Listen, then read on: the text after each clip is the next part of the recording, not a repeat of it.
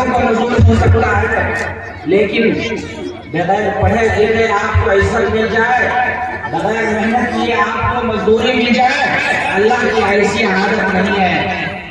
اس لیے میں اپنے تمام علاقے کے ذمہ داروں سے یہ پیغام دے کر کے رخصت ہونا چاہتا ہوں کہ آج امامت شریعہ کی یہ تحریک ہے کہ ہم چاہے ہم تھوڑا کم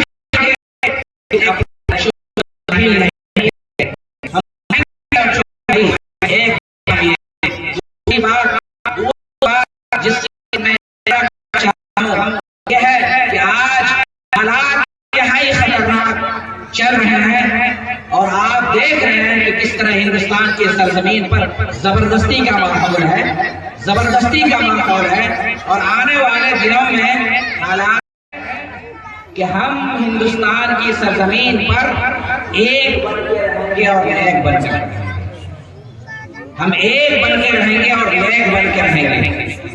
کچھ بھی ہو جائے، ہمارے ووٹوں کی تقسیم نہیں ہوگی، کچھ بھی ہو جائے، لیکن ہم بکھریں گے نہیں۔ خدا کی قسم ہمیں عبرت حاصل کرنی چاہیے کہ جو قوم جس نے اتحاد و اتفاق کا درس دیا، اور وہ قوم جن کے اندر انتشار تھا، اتنا انتشار، اللہ تعالیٰ نے خود کہا ہے یہودیوں کے بارے میں اور نصرانیوں کے بارے میں، یہ کبھی اکٹھے نہیں ہو سکتے۔ وقالت اليهود ليست النصارى على شيء وقالت النصارى ليست اليهود على شيء۔ ان کے اندر اجتماعیت یہ نہیں ہو سکتی، لیکن ایک آج مرکزی نقطہ ہے، ایک پوائنٹ ہے جس پر پوری دنیا متحد ہو چکی ہے۔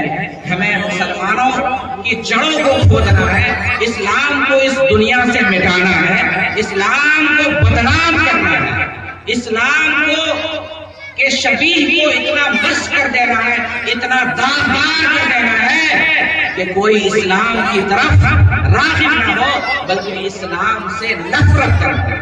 اس کی ہوا پوری دنیا میں چلائی جا رہی ہے۔ اس کا علاج کیا ہے؟ اس کا علاج کیا ہے؟ اس کا علاج یہ ہے کہ ہم سب سچے پکے مسلمان بن جائیں، ہم سب سچے پکے مسلمان بن جائیں۔ دنیا ڈری ہوئی ہے، اسلام کے شبیہ کو اس لیے داغدار کیا جا رہا ہے تاکہ اسلام کو آزادی نہ ملے، اسلام صحیح تصویر دنیا کے سامنے نہ آئے۔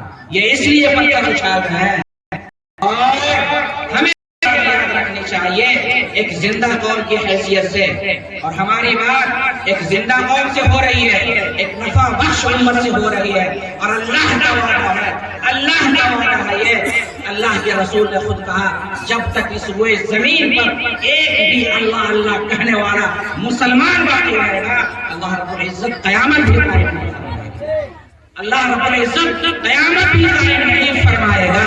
تو اللہ نے جب یہ وعدہ ہے تو ایک نفع بخش قوم کی حیثیت سے، ایک زندہ قوم کی حیثیت سے، ہم سب کو اپنے ایمان کو ہمیشہ تازہ رکھنا چاہیے، اور صحیح معنی میں مسلمان بن کر کے جس دن ہم اپنی صورت لے کر کے دنیا والوں کے سامنے آ گئے، اپنے اخلاق کو ہم نے اچھا کر لیا، اپنے کردار کو ہم نے اچھا کر لیا، جھوٹ بولنا ہم نے چھوڑ دیا، رشوت لینا چھوڑ دیا، اور شادی بیاہ میں اپنے بیٹے کی جب شادی کرے تلک اور جہیز دینا ہم نے چھوڑ دیا، یعنی سچے پکے مسلمان بن گئے، دنیا آپ کے قدموں میں جھک جائے گی اور یہ کہے گی کہ اصل مذہب دین اسلام ہے، مذہب اسلام ہے، یہی دھرم ہے۔ چاہیے میں نے کہا اور پھر دوہرا رہا ہوں کہ کیچڑ ہمارے اوپر اس لیے اچھالی جاتی ہے تاکہ ہماری اسلام کی اچھی تصویر دنیا کے سامنے نہ آئے۔ اگر اسلام کو آزادی مل جائے، اگر اسلام کو پر لگ جائے، اگر اسلام کی صحیح تصویر ہم لوگ اپنے عمل سے پیش کرتے ہیں، خدا کی قسم ابھی تو دنیا میں ہے ہر چوتھے میں سے ایک ہے۔ پوری دنیا کی آبادی کو اگر تقسیم کر دیا جائے، 4 حصے میں بانٹ دیا جائے، تو ہر چوتھے آدمی میں ایک آدمی مسلمان ہے۔ لیکن اگر ہم سچے پکے مسلمان بن گئے، اپنے اخلاق و کردار کو ہم نے درست کر لیا، تو اسلام پوری دنیا میں غالب ہوگا، اور ان کی باطل طاقتوں کے سامنے مسلمان اور اسلام کبھی اپنی گردن کو نہیں جھکائیں گے۔ اس لیے اللہ تعالیٰ نے اعلان کیا ہے مسلمانوں، تم غمگین مت ہو، تم فکر مت کرو، ولا تہنوا ولا تحزنوا وانتم الاعلون ان کنتم مؤمنین، کہ تمہیں غمگین ہونے کی ضرورت نہیں ہے، تمہیں فکر کرنے کی ضرورت نہیں ہے، تم ہی سربلند رہو گے بشرطے کہ تم مومن کامل رہے۔ تو ایمان کامل کے ساتھ ہمیں ہندوستان میں زندہ رہنا ہے، ہمیں ہندوستان میں اپنے تمام حقوق کے ساتھ زندہ رہنا ہے، ہمیں ہندوستان میں اپنی مسجدوں کے ساتھ زندہ رہنا ہے، ہمیں ہندوستان میں اپنی شریعت، اپنی ٹوپی اور اپنی داڑھی کے ساتھ زندہ رہنا ہے۔ اگر ہم نے اسلام پر سمجھوتا کر لیا، اگر ہم نے ان کے بہکاوے میں جے شری رام کا نعرہ لگا دیا اور باطل طاقتوں کے آگے ہم نے سجدہ کر دیا، ان سے ڈر گئے، پھر آپ کی بربادی مقدر ہے۔ اس لیے اگر آپ ہندوستان کو دیکھنا چاہتے ہیں، اپنے ایمان کو تازہ رکھنا چاہتے ہیں، تو آپ کو صحیح معنی میں مسلمان بننا پڑے گا۔ بنیں گے بھائی انشاءاللہ۔ دوسری بات یہ کہی، ایک آخری بات کہ میں اپنی بات ختم کرتا ہوں، ایک آخری بات کہہ کے میں اپنی بات ختم کرتا ہوں۔ اس حوالے سے بہت ساری بات ہو چکی ہے۔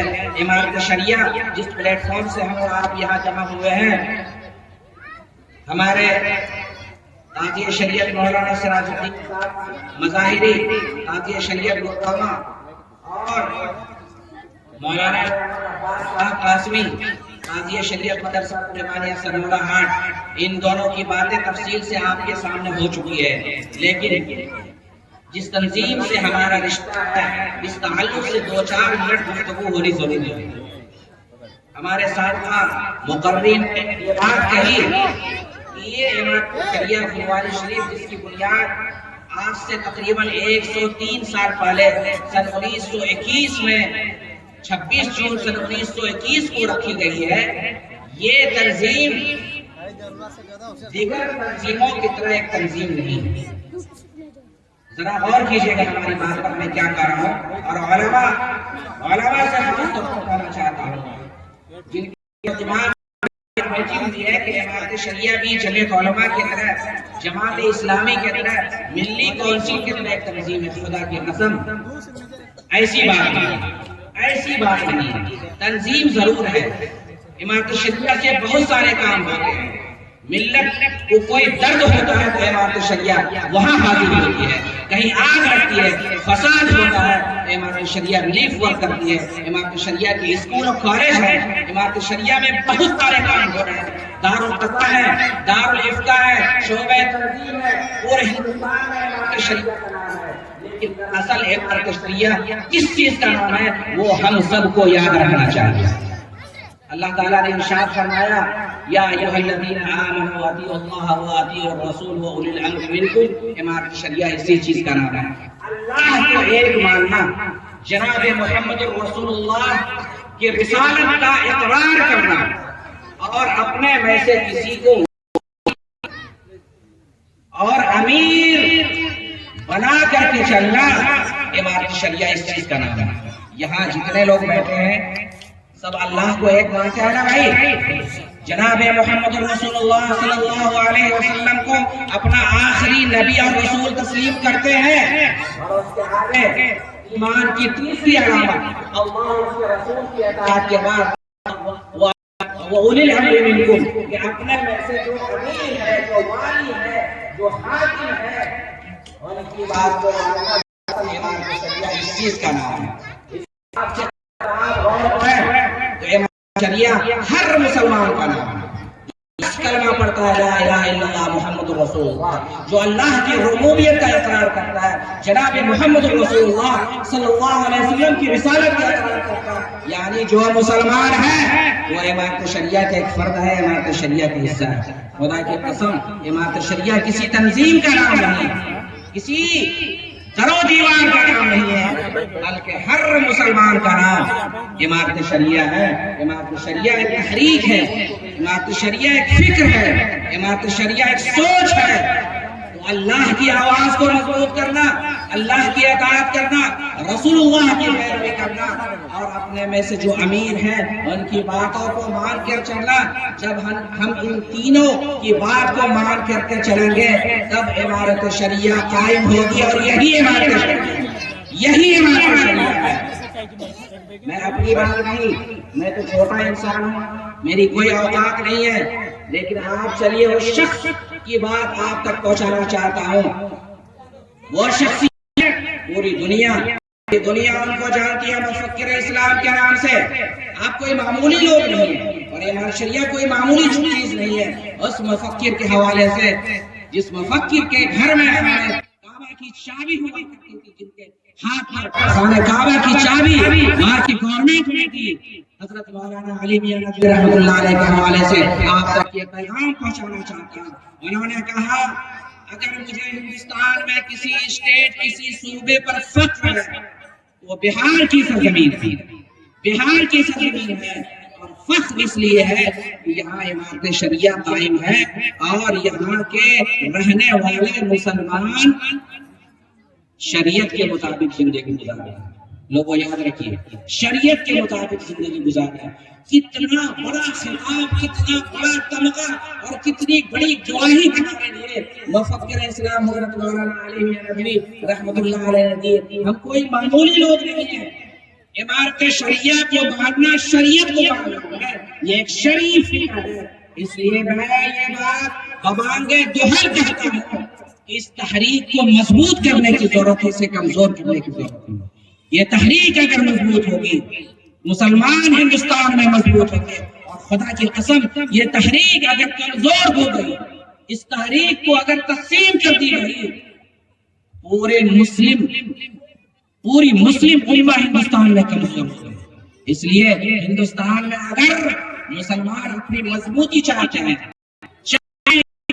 محفوظ رہے، ان کا اسلام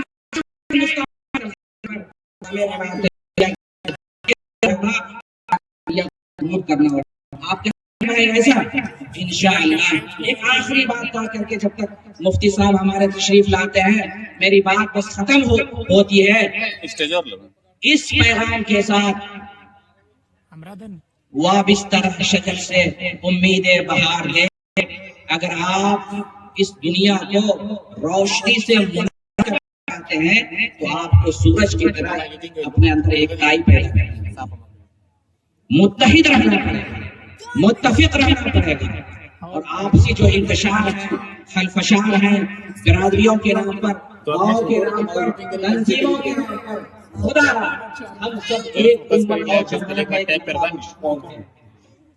اگر آپ پوری دنیا کو روشنی سے منور کرنا چاہتے ہیں تو آپ کو سورج کی طرح یکتا بننا پڑے گا، ایک ہو جائے۔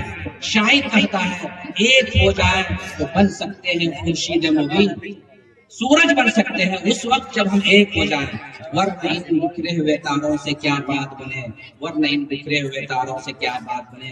اگر آپ ہندوستان میں تاریخ رقم کرنا چاہتے ہیں تو آپ کو سب سے پہلے متحد ہونا پڑے گا، اور آپسی اختلاف کو، آپسی انتشار کو ہمیں ختم کرنا پڑے گا، امارت شریعہ کو مضبوط کرنا پڑے گا، صحیح معنی میں ہمیں مسلمان بن کے رہنا پڑے گا۔ ہم کریں گے نا بھائی انشاءاللہ۔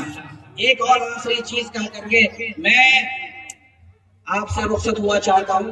11:23 ہو چکے ہیں، مفتی صاحب وہاں سے چل چکے ہیں، وہ آپ کے سامنے جلوہ افروز ہوں گے، اور اصل گفتگو ان کی گفتگو ہوگی۔ اور جب تک یہ مجلس ہے ہم سب کو تحیہ کر کے بیٹھنا ہے، جب تک یہاں دعا نہ ہو جائے اور سب لوگوں کی گفتگو نہ ہو جائے، اس وقت تک ہم انشاءاللہ یہاں سے نہیں اٹھیں گے، جم کے رہیں گے نا بھائی۔ اور ہمارے مولانا شمس پرویز مظاہری صاحب بار بار اعلان کر رہے ہیں کہ یہ روایتی جلسہ نہیں ہے بلکہ ایک فکری اجلاس ہے، فکری اجتماع ہے۔ یہاں کریم لوگ بیٹھے ہوئے ہیں۔ اس امت میں کسی بھی قوم میں انقلاب جو ہے وہ چند لوگوں کی وجہ سے آتا ہے۔ آپ اگر یہ کہیں کہ یہاں تو ہر قوم اس سے چند لوگ آئے ہیں، اس سے کیا ہوگا؟ اللہ نے کہا کہ من فئۃ قلیلۃ غلبت فئۃ کثیرۃ باذن اللہ، اللہ چھوٹی چھوٹی جماعت جو ہے وہ بڑی جماعتوں پر بھاری ہو جاتی ہے اور اللہ تعالیٰ ان سے کام لے لیتا ہے، اللہ تعالیٰ ان سے کام لے لیتا ہے۔ اگر ہم دل جمعی سے یہاں بیٹھیں گے اور علماء کی ان باتوں کو سن کر کے ان کے پیغامات کو اپنی زندگی میں اپنے گھروں تک لے جائیں گے اور ان پر عمل کریں گے تو ہمارے پورے سماج میں، پوری سوسائٹی میں، پورے علاقے میں انشاءاللہ انقلاب آئے گا۔ اب انقلاب لانا چاہتے ہیں بھائی، انشاءاللہ۔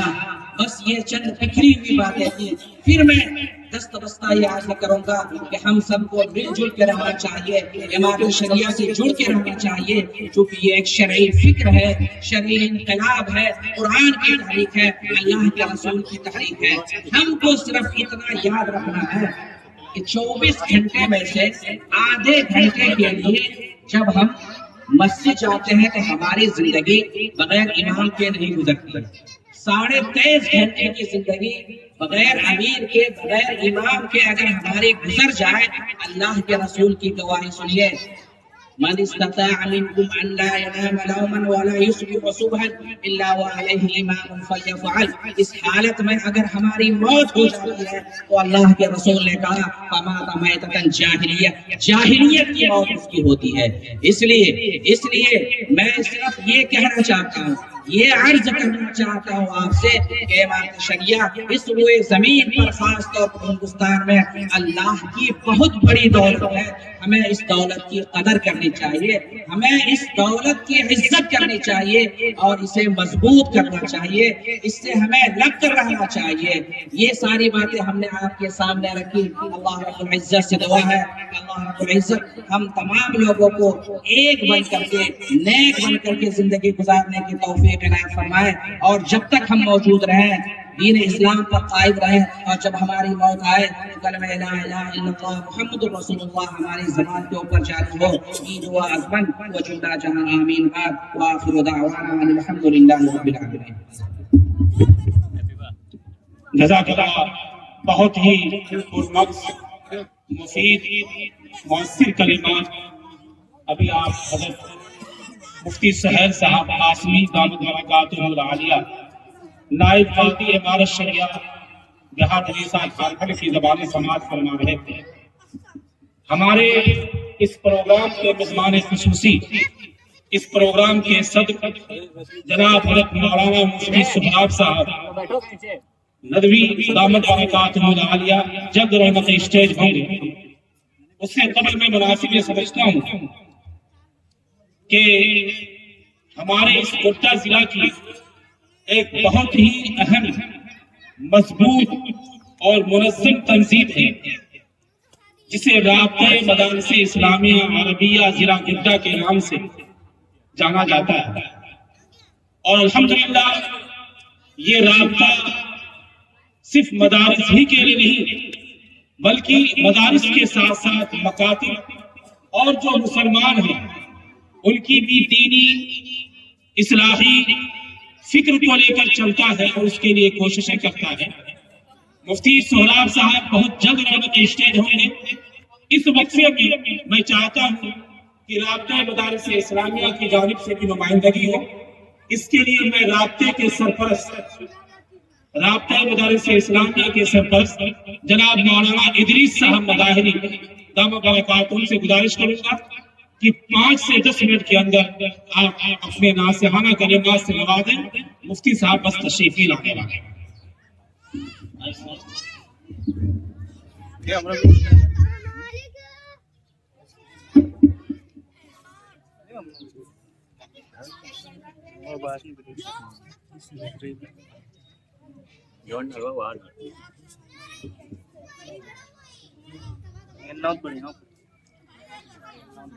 not part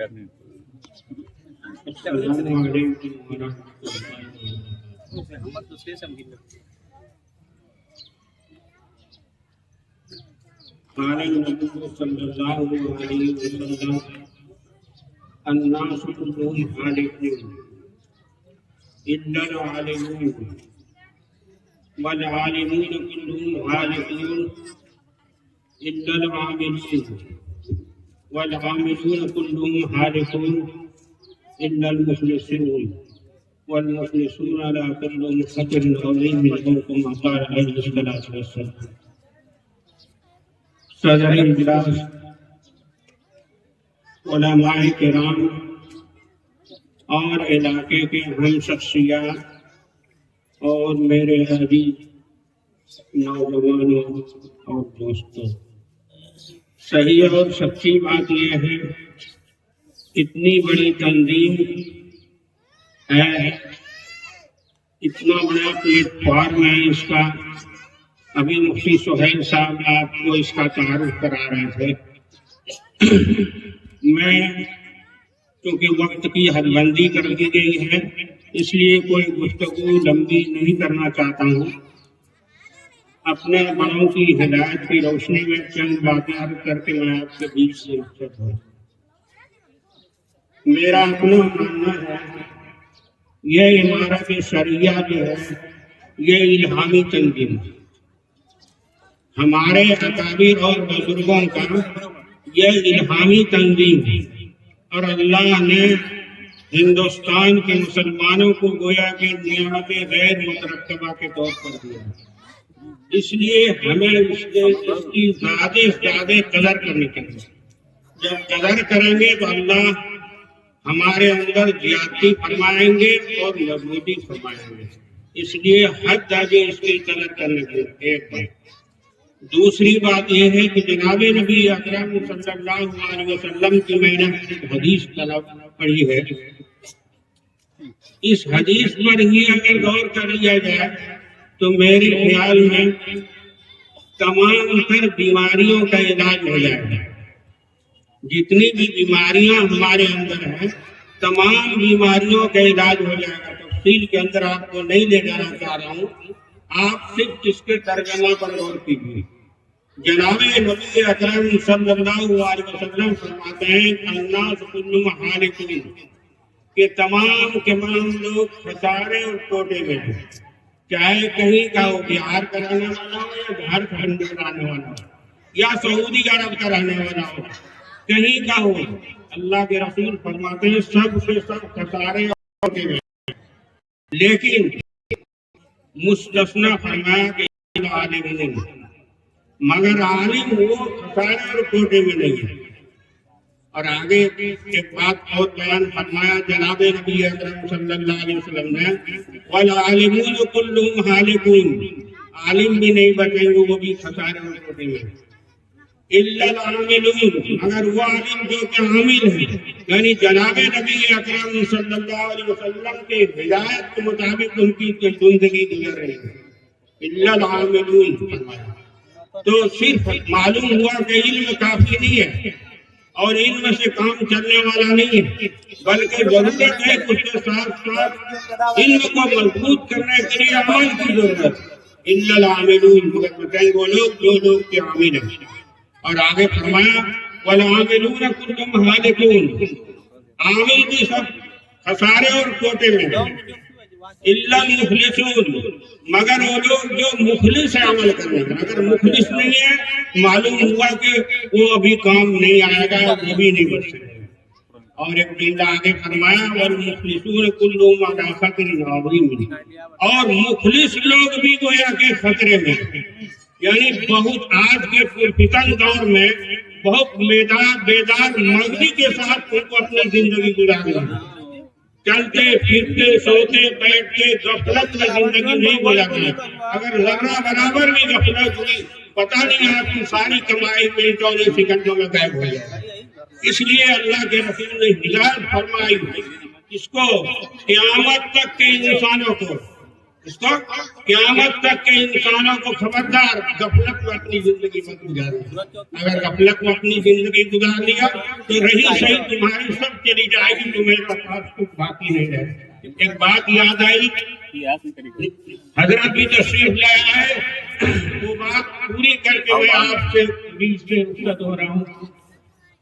شیر کا نام آپ نے سنا ہوگا، جنگل کا بادشاہ کہا جاتا ہے، اور ان کی شجاعت اور ان کی بہادری بہت مشہور ہے، ضرب المثل ہے، سب جانتے ہیں، علماء بیٹھے ہوئے. شیر نے اپنے لڑکے کو یہ وصیت کیا مرتے ہونے سے پہلے، کیا وصیت کیا؟ بیٹا ایک بات یاد رکھنا، انسان کے قریب مت جانا۔ کیا وصیت کیا کہ بیٹا ایک بات یاد رکھنا، انسان کے قریب مت جانا۔ باپ کا انتقال ہو گیا، باپ کا انتقال ہو گیا، اس کے ذہن میں یہ بات گویا کہ آنے لگی کہ انسان کے بارے میں ہدایت کی تھی ابا نے، ان کے قریب مت جانا۔ وہ انسان کیسا انسان ہوتا ہے اس کو دیکھنا چاہیے، ان کو دیکھنا چاہیے۔ یہ فکر اس کے اندر گویا کہ پیدا ہوئی، اور فکر ہی پیدا نہیں ہوئی بلکہ ان کے لیے حرکت بھی شروع کر دیا، سفر شروع کیا۔ سفر جب شروع کیا تو دیکھا کیا کہ گھوڑا بہت تیزی کے ساتھ جا رہا ہے، گھوڑا بہت تیزی کے ساتھ جا رہا ہے۔ اس کے قریب گیا اور جا کر کے پوچھا کہ بھائی تم انسان ہو کیا؟ گھوڑے کی طاقت بھی بہت مشہور ہے، پڑھے لکھے لوگ جانتے ہیں۔ تو گھوڑے نے جواب دیا کہ کیا بول رہے ہو، انسان کے قریب بھی مت جانا۔ گھوڑے نے کیا کہا؟ کیا بول رہے ہو، انسان کے قریب مت جانا۔ تو آدمی نے پوچھا ویسے کہ بات تو بتاؤ کہ تم انسان کی جو مذمت بیان کر رہے ہو، کہہ رہے ہو اس کے قریب مت جانا، تمہارے ساتھ انہوں نے کیا ظلم کیا ہے جو تم اس طریقے سے ان کی مذمت کو بیان کر رہے ہو اور مجھے ہدایت کر رہے ہو اس کے قریب مت جانا؟ کہا کہ وہ میرے ساتھ یہ ظلم کرتا ہے کہ میرے پشت پر سوار ہوتا ہے اور میرے منہ میں لوہے کا لگام لگاتا ہے، اور لگام لگا کر کے جب چاہتا ہے مجھے تیز چلاتا ہے، جب چاہتا ہے مجھے آہستہ چلاتا ہے، اتنا مجبور مجھے کرتا ہے، اس لیے اس کے قریب مت جانا۔ جب یہ کہا تو اس کی جستجو اور بڑھے کہ اس انسان کو دیکھنا ضرور چاہیے باقی وہ کیسا انسان۔ آگے گئے تو دیکھتے ہیں کہ اونٹ جا رہا ہے، سوچا کہ گھوڑا سے بڑا ہو یہ انسان ہو نہ ہو، یہی انسان ہو۔ اس سے پوچھا جا کر کہ بھائی تو انسان ہے کیا؟ کہا کہ بیوقوف کس کا نام لے رہا ہے، اس کے قریب مت جانا۔ کہ کیا بات ہے؟ اور تو بہت ظالم ہے، کہ تمہارے ساتھ کیا ظلم کیا؟ کہا کہ میرے ساتھ ہم اکیلے نہیں، اونٹ جیسا سینکڑوں اونٹ کو لائن میں لگا دیتا ہے، اور انسان کا ایک معمولی بچہ گویا کہ اس کی نقیل کھینچ کے لے کر کے جاتا ہے اور ذرہ برابر آگے پیچھے نہیں ہونے دیتا ہے، ایک ساتھ لائن میں لے کر کے چلتا ہے۔ اتنا بڑا ظلم میرے ساتھ ہے۔ اس کی جستجو اور بڑی ہوتی ہے، وہ انسان کیسا انسان ہوگا اس کو بھی ضرور دیکھیں گے۔ آگے گئے تو دیکھتے ہیں کہ ہاتھی جا رہا ہے۔ اب ان کو یقین سا ہو گیا کہ یہی انسان، اس لیے اس کا پیر بھی گویا کہ پیلر کی طرح ہے، اس سے بڑا انسان کیا ہو سکتا ہے؟ چنانچہ وہاں جب گئے تو اس سے پوچھا کہ بھائی تم انسان ہو؟ کہا کہ کس کا نام لے رہا ہو، اس کے قریب مت جانا۔ کس کا نام لے رہا ہو، اس کا قریب مت جانا۔ کہا کہ تمہارے ساتھ کیا ظلم کیا ہے جو تم کہہ رہے ہو اس کے قریب مت جانا؟ کہا کہ میرے ساتھ یہ ظلم کرتا ہے کہ میرے پیٹھ پر سوار ہوتا ہے اور لوہے کا گویا کہ نکیل بناتا ہے اور اس کو میرے پیٹھ پر مارتا ہے، اگر میں ان کی ہدایت کے مطابق نہیں چلتا ہوں تو میرے ساتھ یہ برتاؤ کرتا ہے۔ اب چلتے چلتے تھک بھی گئے، مایوس ہو گئے، پتا نہیں انسان کیسا ہوگا، کہاں ملے گا نہیں ملے گا۔ تو جب آگے نظر بڑھایا تو دیکھا کہ کسان کا ایک بچہ لکڑی کو کاٹ رہا ہے، اس کے قریب یا کا ہو یہ بھی کچھ پتا بتا دے گا کہ بھائی انسان کو دیکھا ہے، پتا سکے گا انسان کیسا ہوتا ہے؟ کہاں بتا تو دیں گے، لیکن ایک شرط ہے۔ کیا شرط ہے؟ کیا آپ جنگل کے شیر ہیں، اللہ نے آپ کو طاقت دی ہے، صلاحیت دی ہے، ہم جیسے غریب کا اگر آپ میں مدد کر دیں تو ہم آپ کو پتا کریں کہ کیا مدد کروں بتاؤ؟ کہا کہ میں گھنٹوں سے لکڑی کو پاٹ رہا ہوں اور یہ ہم پھاڑنے میں کامیاب نہیں ہو رہے ہیں. آپ ذرا سا اپنا ہاتھ لگا دیجیے, طاقت لگا دیجیے تو ہم کامیاب ہوں. یہ کھل گیا تاریخ میں سن کر کے ابھی فوراً تمہارا کام کرتا ہے. چنانچہ لکڑی جو پھاڑ رہا تو ہم لوگ جانتے ہیں, سب کو معلوم ہے, پھاڑنے والا اس میں تیل اور کھوٹا لگاتا ہے تاکہ آسانی سے لکڑی پھاڑا جائے. تو جیسے شیر نے اس میں دیا, انہوں نے کھوٹی کو نکال دیا. کھوٹی کو نکالنا تھا, اس کا ہاتھ پھنس گیا. جب پھنس گیا تو یہ رونا چلانا شروع کیا کہ بھائی چھوڑ دو. اب وہ انسان کا بچہ کیا, کلہاڑی لے کر اس کے سر پر مارنا شروع کر دیا. اس کے سر پر مارنا شروع کر دیا. اگر اس کو چھوڑتے ہیں میری جان جاتی ہے, اس لیے اس کو مارتے مارتے گویا کہ مار نہیں دیا. تو میں یہ کہنا چاہ رہا ہوں, بڑوں کی جو بات نہیں مانتے ہیں تو اس کا انجام گویا کہ یہی ہوتا ہے. اس لیے بڑوں کی باتوں کو اطمینان سے سننا چاہیے اور ماننا چاہیے. تو میں یہ کہہ رہا ہوں کہ یہ عمارت شرعیہ ہمارے اکابر کا اور ہمارے بزرگوں کا الہامی تنظیم ہے. اس لیے اس الہامی تنظیم کا قدر کرنا چاہیے اور اس سے جڑ کر کے گویا کہ ان کی ہدایت کی روشنی میں تاہین حیات گویا کہ کام کرنا چاہیے. اللہ تعالیٰ ہمیں اور آپ کو اور جملہ حاضرین کو صحیح سمجھ بوجھ نصیب فرمائے اور اپنے اکابر کی ہدایت کے مطابق ہمیں عمل کے لیے اللہ توفیق نصیب فرمائے. وآخر دعوانا الحمدللہ. رابطہ مدارس اسلامیہ ضلع گوڈا کی جانب سے ترجمانی فرماتے ہیں کہ رابطے کے سرپرست جناب مولانا ادریس صاحب قاسمی, جو ہمارے علاقے کے پرانے عالم دین اور کئی مدرسوں کے ذمہ دار رہ چکے ہیں,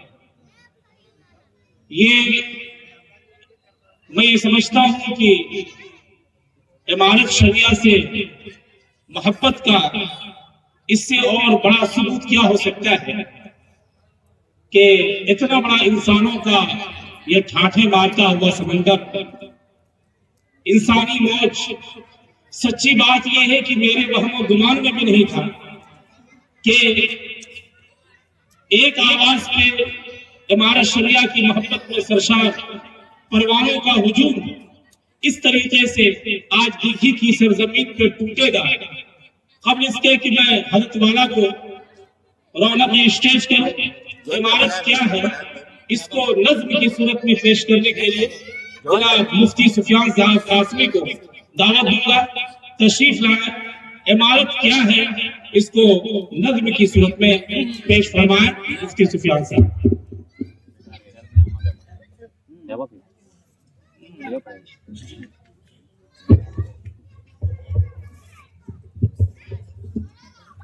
معزز علماء کرام, دانشوران نظام, بلا کسی تمہید کے ایک نظم آپ کی سماعتوں کے حوالے کر رہا ہوں. عمارت شرعیہ بہار, اڑیسہ, جھارکھنڈ کیا ہے, اس کی خدمات کیا ہے, پیغام کیا ہے, یہ ساری چیزیں آپ علماء کرام کی زبانی سن رہے تھے.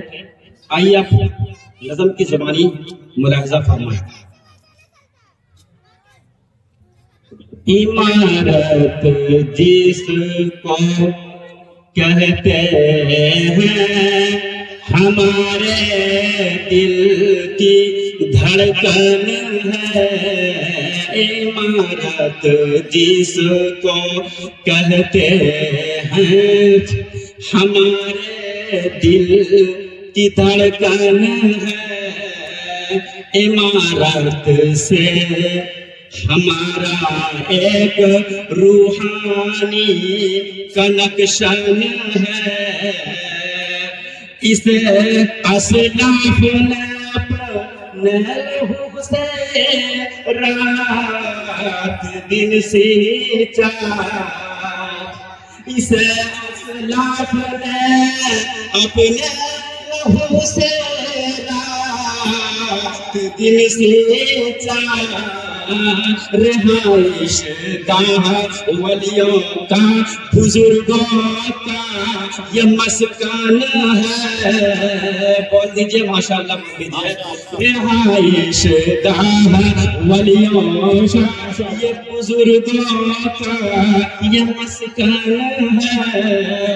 قرآن و سنت احمد صدائش کے رہے زیور.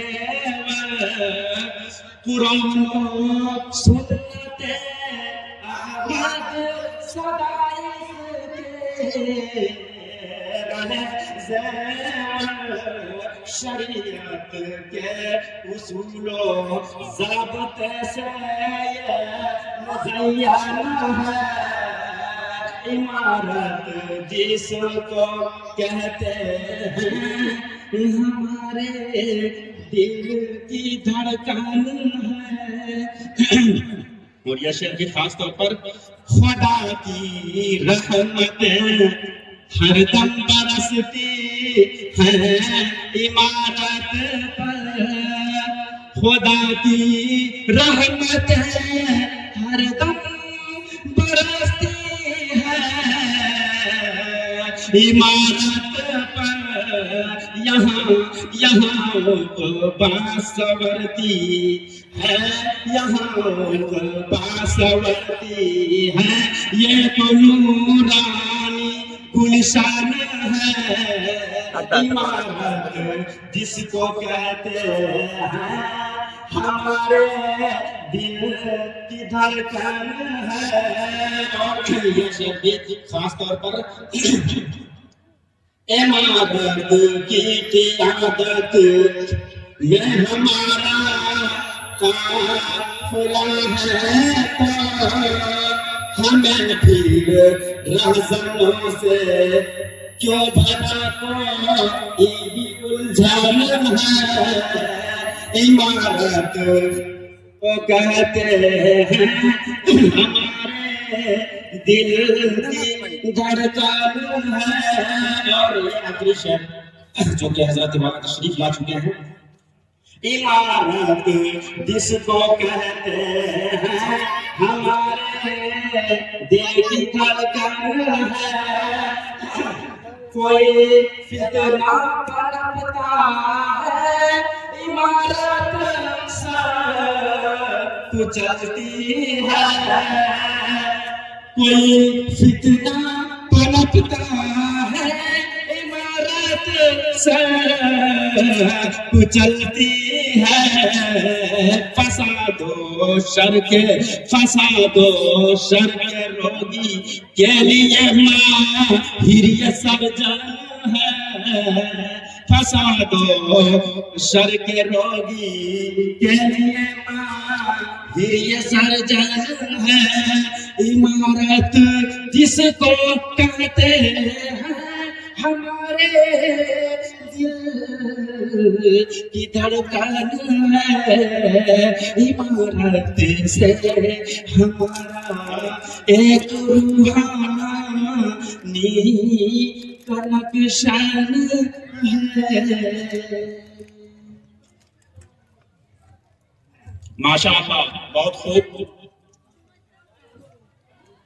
میں یہ سمجھتا ہوں کہ آج کا یہ مجمع جو ہے یہ عوام کا مجمع نہیں بلکہ یہ اہل علم دانشور اور ہر گاؤں کے خواص کا یہ مجمع ہے.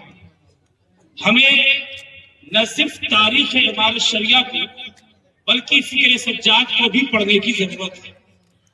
صحیح بات یہ ہے جہاں تک میں نے پڑھا اور میں جانتا ہوں اس ہندوستان کے اندر جتنی بھی تنظیمیں وجود میں آئی ہیں بڑی سے بڑی تنظیم جمعیت علماء ہند سے لے کر عمارت شریعہ بہار اڑیسہ جھارکھنڈ تک اگر آپ تاریخ کا انصاف کے ساتھ بتانا کیجیے گا تو آپ کو یہ معلوم ہوگا کہ تمام تنظیموں کے بانی اور سرخیر ابو المحاسن مولانا سجاد صاحب رحمۃ اللہ علیہ.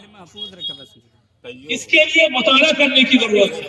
آج مسلمانوں کے اندر یہ صرف نہیں کہ جھارکھنڈ بہار اڑیسہ کے مسلمان بلکہ مسلمانوں کے اندر چاہے وہ تنظیم بن کے، تحریک بن کے، اسپرٹ بن کے، حرارت بن کے، اگر ان کے جسم کے اندر کوئی تحریکی خون گردش کرتا ہے، روا اور دوا ہے، تو میں یہ سمجھتا ہوں کہ یہ وہی فکر ہے، یہ وہی سعی و عمل ہے، یہ وہی کوشش ہے، وہی جدوجہد ہے جو فکر اور کوشش ابو المحاسن مولانا سجاد صاحب رحمت اللہ علیہ نے صرف بہار، اڑیسہ اور جھارکھنڈ کے مسلمانوں کے لیے نہیں بلکہ پورے ملک اور اس سے بڑھ کر کے عالم کے مسلمانوں کے لیے پیدا کیا ہے۔ آج الحمدللہ ہم اپنے اس اسٹیج پر امارت شریعہ بہار، اڑیسہ، جھارکھنڈ، جس کی 100 سال خوبصورت، بیدار اور بہت ہی جوہد و سعی سے ہم آہنگ تحریک رہی ہے، ہم آج اس عمارت کے نائب ناظم جناب حضرت مولانا مفتی سہراب صاحب ندوی، جنہیں اللہ تبارک و تعالی نے نہ صرف سلاست و بلاغت اور فصاحت بیانی عطا فرمائی ہے، بلکہ اللہ تبارک و تعالی نے جن کے رگ و ریشے کے اندر عمارت کی تحریک کو بھر کیا ہے، اور جو اپنی زبان سے جب عمارت کی کارکردگی اور عمارت کی شاندار تاریخ اور عمارت کے کارناموں کا جائزہ لیتے ہیں تو لگتا ایسا ہے کہ کوئی آبشار ہے جو اپنے جھرنے کو بہاتا چلا جا رہا ہے، کوئی موتی ہے جو بکھر رہی ہے،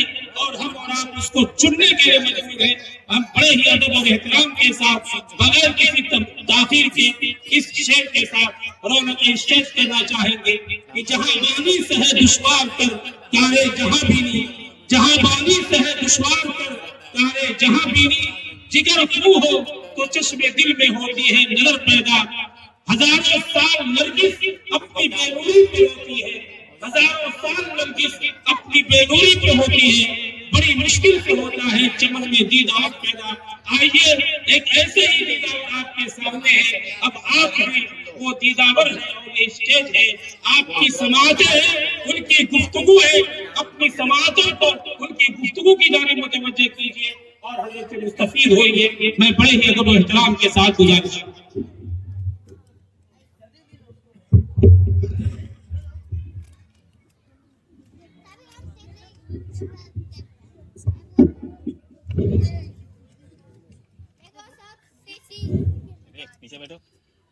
آپ اور آگے آ جائیں، پیچھے لوگوں کو جگہ آ جائیں، تھوڑا سا آگے کسی آگے تھوڑا سا تھوڑا جزاک اللہ جزاک اللہ۔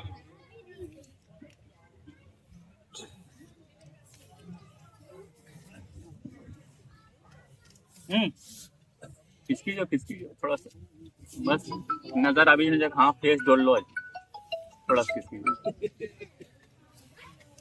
جائیں۔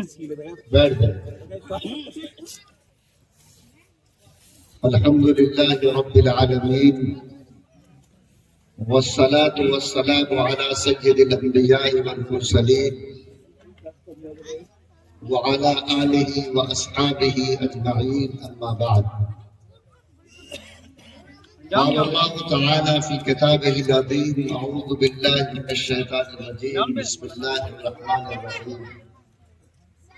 يا أيها الذين آمنوا أطيعوا الله وأطيعوا الرسول وأولي الأمر منكم، وقال تعالى إن تنصروا الله ينصركم ويثبت أقدامكم۔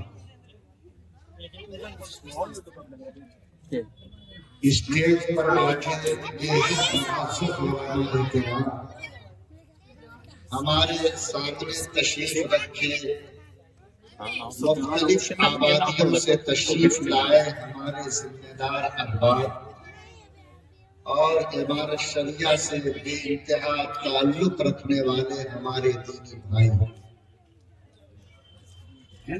آج کا جو موقع ہے وہ صرف تقریر سنانے کا موقع نہیں ہے۔ ہم لوگ جلسے، جلوس، اجتماع میں تقریر سنتے رہتے ہیں، لیکن کبھی کبھی بیٹھ کر سر جوڑ کر حالات کو سمجھنے کی کوشش کرنی چاہیے، اور اگر ایسا محسوس ہو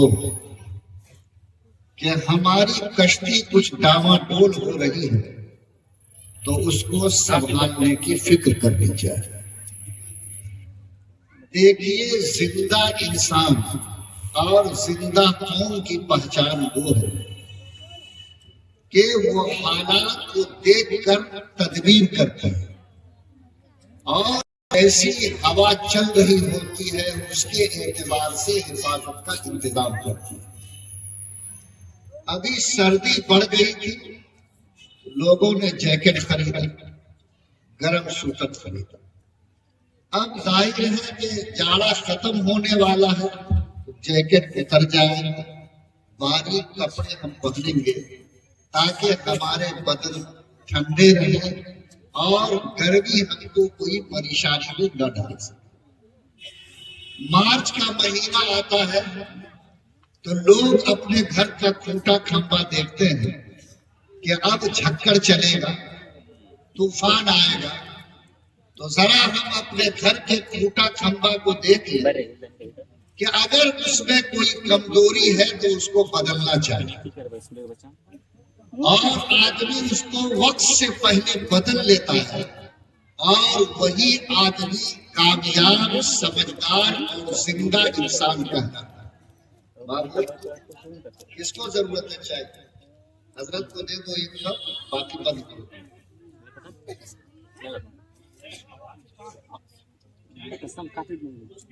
تو میں آپ سے یہ عرض کرنا چاہتا ہوں کہ اگر ہم موسم کے تعلق سے فکر مند ہوتے ہیں، اگر ہم ہوا کے رخ کو دیکھ کر کے اپنی حفاظت کا انتظام کرتے ہیں، تو وہ ایمان جو میری جان سے زیادہ قیمتی ہے، میرے مکان سے زیادہ قیمتی ہے، میرے اولاد سے زیادہ قیمتی ہے، کیا اس کی حفاظت، اس کے بارے میں فکر ہم جیسے مسلمان کی ذمہ داری ہے یا نہیں؟ یہ وہ سوال ہے جو اس وقت ہمارے سامنے کھڑا ہے۔ NRC کی بات آتی ہے، ہم کو لگتا ہے کہ میری زمین چھن جائے، مکان سے محروم ہو جائے گا، ہم پریشان ہوتے ہیں۔ لیکن وہ ایمان جو چھینا جا رہا ہے، وہ سجدے کا نشان جو مٹایا جا رہا ہے، وہ حجاب جو اتارا جا رہا ہے، وہ داڑھی جس کا سڑکوں پہ مذاق ہوا ہے، اس کی حفاظت ہو، کیسے ہو؟ کیا یہ فکر کرنا ہم سب کی پہلی ذمہ داری بنتی ہے یا نہیں؟ ایک سچا مسلمان اس یقین کے ساتھ جیتا ہے کہ وہ سب کچھ سے دستبردار ہو سکتا، اپنے ایمان سے دستبردار نہیں ہو سکتا، اور وہ ایمان کو اتنا عزیز رکھتا ہے کہ وہ اس بات کا قسم کھا کر جیتا ہے کہ انشاءاللہ میں لہو کا آخری قطرہ دے سکتا ہوں لیکن اپنے ایمان کا سودا نہیں کر سکتا۔ جس کے سینے میں ایمان کی اتنی قیمت ہے، کیا اس کے لیے ایمان کو بچانے کی فکر کرنا ضروری ہے یا نہیں؟ لوگوں، صحابہ کے قصے تو بہت ہیں، اولیاء کے قصے تو بہت ہیں، لیکن ملت کے آبرو کی حفاظت کے لیے اس ملک میں جن لوگوں نے خدمات انجام دی ہے، آج اگر ان ہندوستان کے ان بزرگوں کے قصے کو ہم سنیں تو ہمارے رونگٹے کھڑے ہو جائیں۔ یاد رکھیے، دو بزرگ ایک ہی زمانے کے، ایک حضرت مولانا الیاس صاحب رحمۃ اللہ اور ایک حضرت مولانا ابو المحاسن سجاد رحمۃ اللہ۔ یہ دونوں وہ بزرگ ہیں جن کی زبان میں لکنت تھی، یعنی یہ اگر صاف تقریر کرنا چاہیں تو بہت صاف تقریر نہیں کر سکتے، لیکن اس زبان سے جو اگرچہ لفظوں میں صاف نہیں تھی لیکن اخلاص کی ایسی گہرائی تھی کہ جو لفظ منہ سے نکلتا تھا دوسرے کی دل کی گہرائی میں اترتا چلا تھا۔ اور ان لوگوں نے اپنی زندگی کا سب کچھ لٹا کر خالی زبان سے نہیں بلکہ عمل سے سب کچھ قربان کر کے اس ملت کو آبرو دینے کا کام کیا ہے۔ مولانا ابو المحاسن سجاد رحمۃ اللہ علیہ گدی برادری کے لوگ चंपारण में मुर्तद हो रहे। मौलाना के कान को खबर मिली, आप तड़प कर गए और उन गद्दी बिरादरी के लोगों को समझाने में लगे कि किसी तरह इनको ईमान में ले आए, इनको ईमान लुटाने से बचा दे। काम बड़ा मुश्किल था, इसलिए कि वहां लालच दिया गया और वो जमाना था जिस जमाने में पूरी अंग्रेजी हुकूमत इस मुल्क में ईसाई मशहूरी को चलाकर हमारे ईमान को लूटने का काम कर रही है। मौलाना वहां गद्दी बिरादरी के लोगों के ईमान को बचाने में लगे हैं। खबर गई कि आपका बेटा हसन सज्जाद बीमार है, इतना बीमार है कि बचेगा या नहीं कहा नहीं जा सकता, कम से कम जीते जी मुलाकात तो कर रही है। मौलाना ने जो जुमला कहा, तारीफ किया, कहा कि अगर मैं यहां से चला जाऊं हसन की मुलाकात करने, तो याद रखो ये एक काम है, और मैं हसन की मुलाकात करूं वो एक काम है। अगर मैं हसन की मुलाकात न करूं और वो मर जाए, तो सिर्फ एक आदमी के मुलाकात नहीं करने का नुकसान होगा, एक बेटे का खसारा होगा। और जहां मैं खड़ा हूं अगर चला जाऊं और ये लोग मुर्तद होने से नहीं बचे, तो सैकड़ों के ईमान का नुकसान हो जाए। और मौलाना उस काम में लगे रहे, और जब वो अपने घर आए पनहस्सा, तो लोग उनके बेटे को कब्रिस्तान में दफना कर वापस लौट गए। लोगों बेटे से जिंदा मुलाकात नहीं हो सकी, एक लौटा बेटा बिस्तर पर कराहता रहा, शायद बाप से मुलाकात हो जाए। बाप ने कहा कि हसन की मौत से एक बेटे का नुकसान होगा, लेकिन मैं अगर इस महाद को छोड़ दूं तो सैकड़ों मुसलमानों के ईमान का नुकसान होगा। आप अंदाजा करो कि ये वो फिक्र है, ये वो दर्द है, ये वो तड़प है जिसने ये दरख्त को खड़ा किया। आज हजरत मौलाना इलियास साहब रहमतुल्लाह अलैह जो तहरीक ईमान लेकर गए, और जिन्होंने उन दिलों के अंदर जहां ईमान की चिंगारी तो थी, लेकिन वो ईमान जो अमल की दुनिया को आबाद कर दे, वो कुव्वत दिखती नहीं। वो अल्लाह का बंदा तड़प तड़प कर परेशान, और आखिरी वक्त तक इस बात की कोशिश के लिए अपने को वक्त किया कि उम्मत ईमान वाले आमाल पर खड़ी हो जाए, ईमान दिल में न रहे बल्कि उसका असर मुसलमानों की जिंदगी में दाखिल हो। याद रखिए, ये वो दो शख्सियतें हैं जो इस मुल्क में एक वक्त में खड़ी हुई। अल्लाह ताला ने इन दोनों को इखलास की तो गहराई दी थी। मौलाना अबुल महासिन सज्जाद के इस इखलास का असर आज ये है कि 100 साल का लगाया हुआ पौधा आज पूरी दुनिया को इसकी शाख से साया मिला।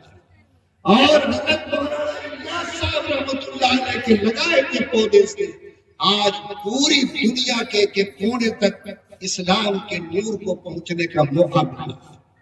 लोगों याद रखिए, ये वो दर्द और फिक्र है कि जब कौम के किसी फर्द में पैदा होती है, तब जाकर अल्लाह उसके पैर के नीचे से इनकलाब को पैदा करता है। हम अपने पेट के लिए जी रहे हैं। अल्लाह आपको खूब सलामत रखे। मेरा मकान कीमती है, अल्लाह और तरक्की अता फरमाए। मेरे लिए औलाद नेमत है, अल्लाह उसको सलामत रखे। लेकिन आप बोलो, जिस नबी ने फरमाया कि जब तक एक मोमिन के दिल में ईमान और इस्लाम की मोहब्बत, अल्लाह और रसूल की मोहब्बत, अपने माँ बाप, अपनी औलाद, अपने माल, अपने अहल बयान से बढ़कर नहीं होगी, उस वक्त तक उसका ईमान मोतबर नहीं हो सकता।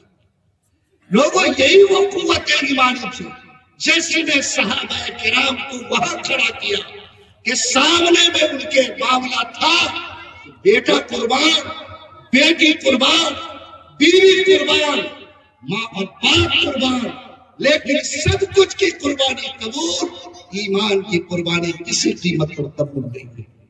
आज जो सूरत हाल हमारे सामने, और आप हजरात चाहे हमारे नुकाबा हो, चाहे उलमा हो, चाहे अइम्मा हो, चाहे समाज के जिम्मेदार हो, چاہے کوئی مکھیا سرپنچ سمیتی ان کے سامنے یہ جوڑنے کی ہم لوگوں نے ہمت کی ہے کہ لوگوں کیا ہم اپنی زندگی میں اپنے ایمان کو پہلے نمبر پر لا سکتے ہیں؟ اگر ہم اس کے لیے تیار ہیں کہ ہم اس بات کی قسم کھا کر بیٹھے ہیں کہ انشاءاللہ زندگی میں سب کچھ قبول ہوگا، ایمان کا سودا قبول نہیں ہوگا۔ اگر آپ یہ ٹھن کر بیٹھے ہیں کہ اگر ہم اپنی زندگی کے لیے بہت محنتیں کرتے ہیں تو ہمارے 24 گھنٹے میں ایک محنت کا ایجنڈا ہماری ملت اور ہمارا ایمان بھی ہونا چاہیے۔ اگر آپ اس کے لیے کچھ کرنے کو تیار ہیں تب تو میں سمجھتا ہوں کہ کچھ نتیجہ نکلے گا۔ اگر میرے پاس اس کے لیے گنجائش نہیں ہے تو میں چیختا رہوں گا، آپ سنتے رہیں گے، شاید کوئی تبدیلی زندگی میں آنے والی نہیں۔ اس لیے جو حضرات یہاں بیٹھے ہیں میں ان سے بہت ہی عزیزانہ سوال کرنا چاہتا ہوں کہ آج کے بدلتے ہوئے حالات میں بولو، اس ایمان، اس ملت اور دین کے آبرو کی بچانے کی فکر کرنا ہم سب کی ذمہ داری بنتی ہے یا نہیں بنتی؟ اگر بنتی ہے تو کیا اس کے لیے فکر کرنے کو ہم لوگ تیار ہیں؟ اور لوگ تیار ہے ذرا ہاتھ اٹھائیے۔ اللہ اس اثر کو موت تک باقی رکھے، اللہ اس حوصلے کو اور بلند فرمائے، اللہ اس جذبہ ایمانی کو قبول فرمائے۔ آپ یہاں آئے ہیں عمارت شریعہ کی نسبت پر، وہ عمارت شریعہ جس کے ساتھ شریعت اور دین کا عنوان لگا۔ ظاہر ہے عمارت شریعہ سے آپ کو نسبت اس لیے ہے کہ اس کا رشتہ اللہ سے اور محمد رسول اللہ سے، اور یہی وہ نسبت ہے جو آپ کو کھینچ کر گیا۔ آج میں یہ چاہتا ہوں کہ تھوڑی دیر میں آپ کے سامنے 3 باتیں رکھیں۔ نمبر 1، جس عمارت شریعہ کی نسبت پر آپ یہاں آئے ہیں وہ عمارت شریعہ کیا ہے۔ نمبر 2، وہ عمارت شریعہ کیا کرتی ہے اور اس نے کیا کیا ہے۔ نمبر 3، آج کے بدلتے ہوئے حالات میں عمارت شریعہ آپ کو کیا کرنے کے لیے کہتی ہے اور عمارت شریعہ آپ کے کندھے پر کیا ذمہ داری ڈالتی ہے۔ یہ 3 باتیں آپ کے سامنے ہونی ہیں اور یہ تینوں باتوں کو توجہ سے سننا ہے۔ اللہ توفیق دے کہ ان کو دل پر نقش کرنا۔ پہلا کام یہ ہے کہ یہ عمارت شریعہ، یہ عمارت شریعہ کیا ہے؟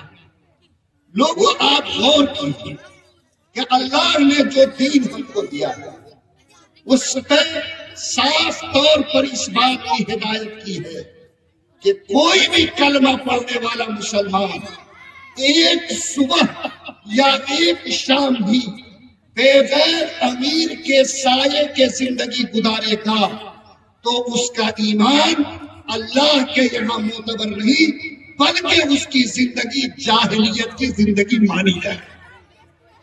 اور اس کی تصویر کو ایسے سمجھیے کہ اللہ کے رسول صلی اللہ علیہ وسلم دنیا سے رحلت فرما گئے۔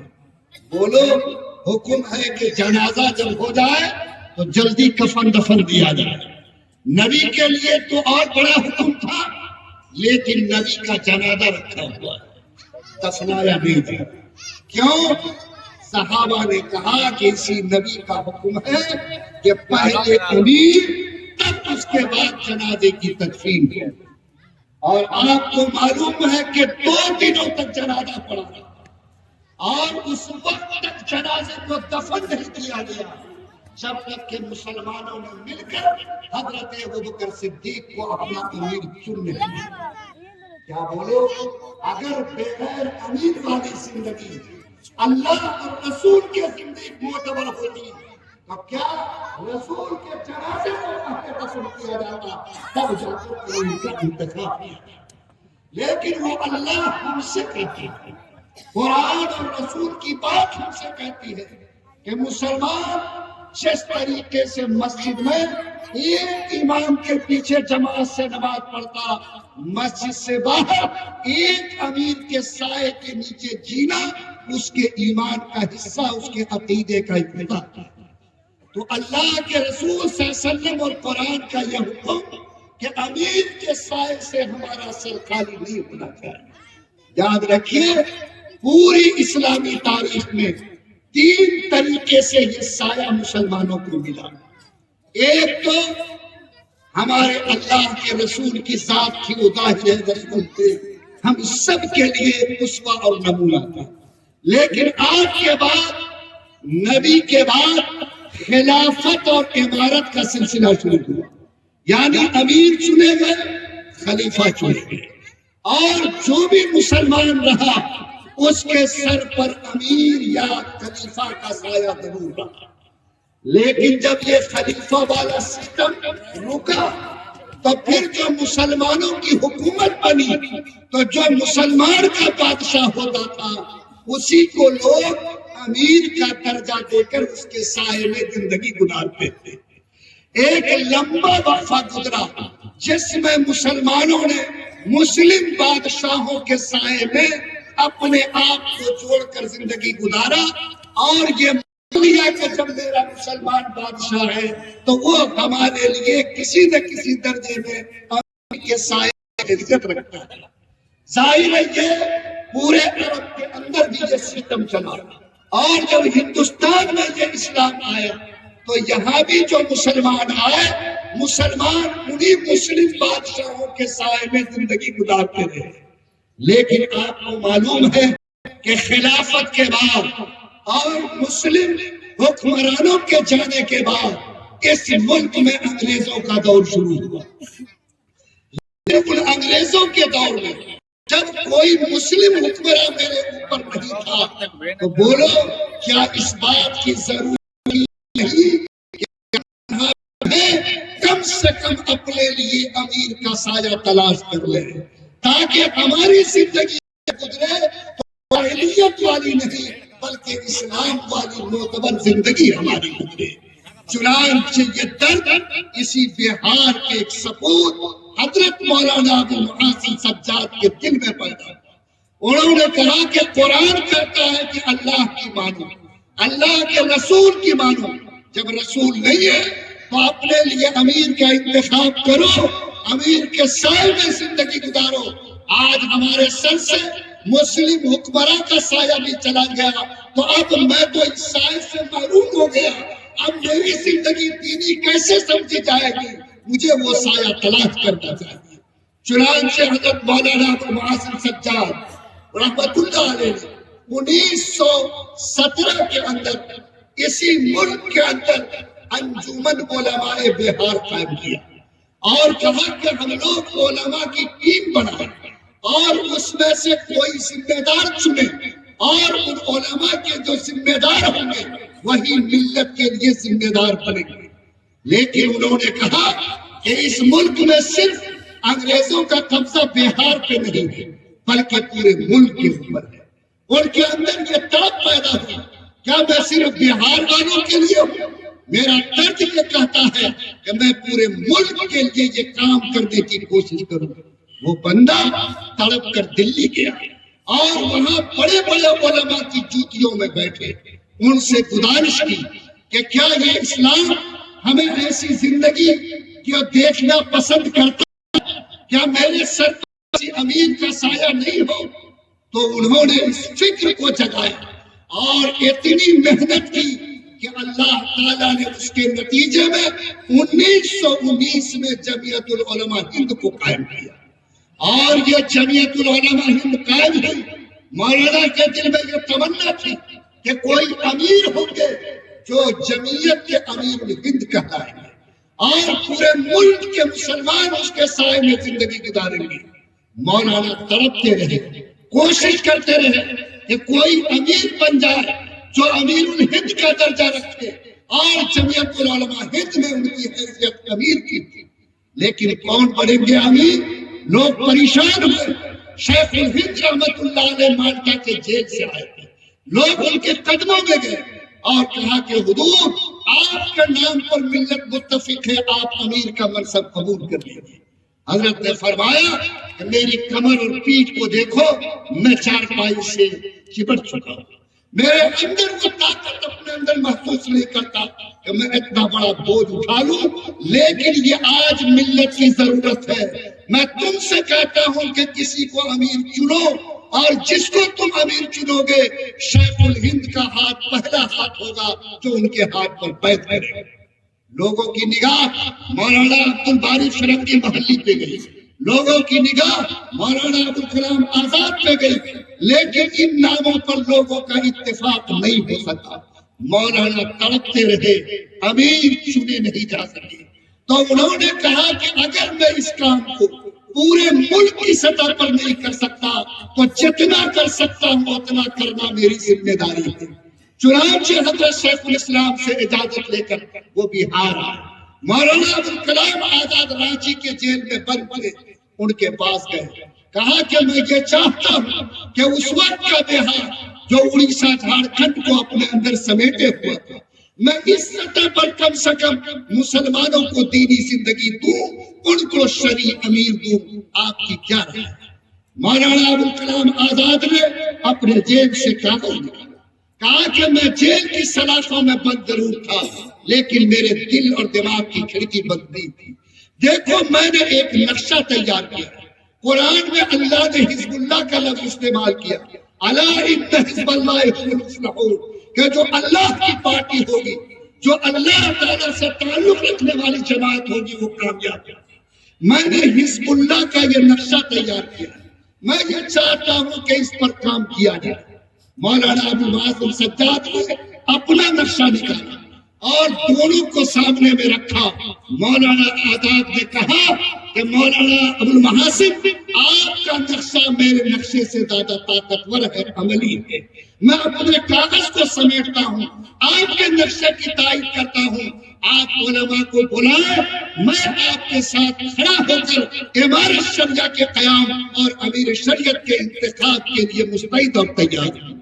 چنانچہ حضرت مولانا ابو المحاسن سجاد رحمۃ اللہ علیہ 26 جون 1921 کو پٹنہ کی سرزمین پر 500 سے زیادہ علماء کرام کو جمع کیا، اور اس میں بریلوی دیوبندی کی لکیر نہیں، شیعہ سنی کی لکیر نہیں، کوئی لکیر نہیں، صرف ایک کلمہ لا الہ الا اللہ محمد رسول اللہ کے نام پر ملت کے ذمہ داروں کو جمع کیا، اور ان کے سامنے کہا کہ یہ ہے قرآن کی آیت، یہ ہے رسول کی حدیث، ہم آج اس سائے سے محروم ہیں، کیا ہماری ذمہ داری نہیں کہ ہم شرعی عمارت قائم کریں، اور جو خلافت کا رنگ مٹ گیا ہے اور جو خلافت کو لوگ بھول گئے ہیں اور جس خلافت کے نہج پر یہ ملت کھڑی تھی، کیا دوبارہ اس ملت کے زندگی میں ہم کر سکتے ہیں؟ علماء نے اتفاق کیا، چوٹی کے علماء وہاں بیٹھے تھے، سب نے اس کی تائید کی، اور سب کے مشورے سے مولانا ابوالکلام آزاد کی صدارت میں میٹنگ ہوئی، اور اتفاق رائے سے حضرت مولانا صاحب بدر الدین صاحب رحمۃ اللہ علیہ جو خانقاہ مجیبیہ کے سجادہ نشین تھے، سب نے مل کر ان کو امیر شریعت منتخب کیا، اور 26 جون 1921 میں بہار کی سرزمین پر ہمارا شریعہ قائم ہوئی اور مسلمانوں کو امیر شریعت کا سایہ ملا۔ لوگوں، یہ وہ تاریخ کا انقلابی دن تھا جب برسوں سے محروم اس ملت کو جو جاہلیت کے ڈگر پہ چل رہی تھی، اللہ تعالیٰ نے ان کو امیر اور امارت شریعہ کا سایہ عطا کیا۔ امارت شریعہ کا نقشہ بنا، کام شروع ہوا۔ اس وقت میں دنیا کے سب سے بڑے مشہور ترین عالم دین حضرت علامہ انور شاہ کشمیری رحمۃ اللہ علیہ، جن کے فضل و کمال کا کون انکار کر سکتا، حدیث کے کوشے کوشے پر، قرآن کے نقطے نقطے پر جن کی نگاہ تھی، وہ پٹنہ ہے۔ امارت شریعہ کا جو نقشہ تھا مولانا ابو المحاسن نے جو تیار کیا تھا، ان کو انہوں نے دیکھا، دیکھنے کے بعد جو نوٹ انہوں نے لکھا آج بھی عمارت کے پنوں میں محفوظ ہے۔ کہا کہ میں نے عمارت شریعت کا جو نقشہ دیکھا جو ابو المحاسن سجاد نے تیار کیا ہے، میرا دل اس بات کی گواہی دیتا ہے کہ کبھی بھی اس ملک میں اگر مسلمانوں کے ہاتھ میں حکومت آئے گی تو اس کا نقشہ وہی ہوگا جو نقشہ عمارت شریعہ نے تیار کیا. لوگوں یہ اتنے بڑے عالم دین کی گواہی اس عمارت شریعہ کے نقشے کے بارے میں ہے. مسلمانوں آپ بتاؤ کہ اگر اس اللہ کے بندے نے امیر کے سائے کے تلے ہمارے دینی زندگی کا انتظام کرنے کے لیے اتنی بڑی فکر کی تو کیا اس سائے کی حفاظت ہم سب کی ذمہ داری بنتی ہے یا نہیں؟ اس اللہ کے بندے نے یہ چراغ دیا اور ہمیں شرعی زندگی دی. آپ کو اس کے صدقے میں کیا ملا؟ لوگوں یاد رکھو، اگر عمارت شریعہ کا سایہ سر پر نہیں ہو تو قرآن کی آیت اللہ کی مانو، رسول کی مانو، امیر کی مانو.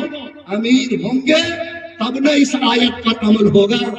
اگر امیر نہیں ہوں گے تو بولو اس آیت پر عمل سے ہم محروم رہیں گے کہ نہیں رہیں گے؟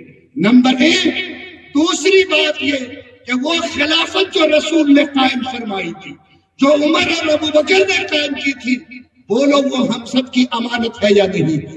آج اگر حالات کے دھوکے میں وہ نفس مٹ گیا، آپ کے ایک بزرگ نے اگر خلافت کے رنگ کو قائم کیا، آج اس خلافت کے ماڈل کو زندہ کیا، میں قسم کھا کر کہتا کہ پوری دنیا میں جا کر دیکھو، اگر خلافت کا کوئی ماڈل مل سکتا ہے تو صرف ہمارا شریعہ ہے. پوری دنیا میں کہیں خلافت کا یہ ماڈل موجود نہیں.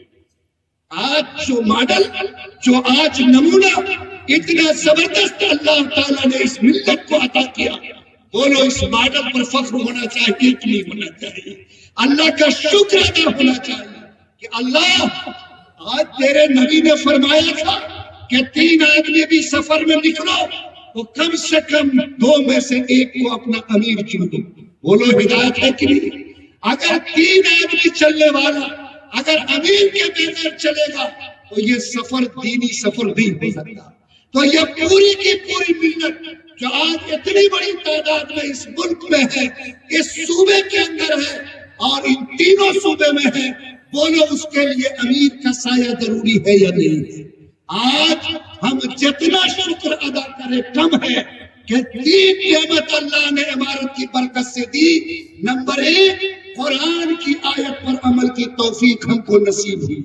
نمبر 2، خلافت کے ماڈل کو اس دنیا میں زندہ رکھنے کی سعادت اللہ نے عطا فرمائی.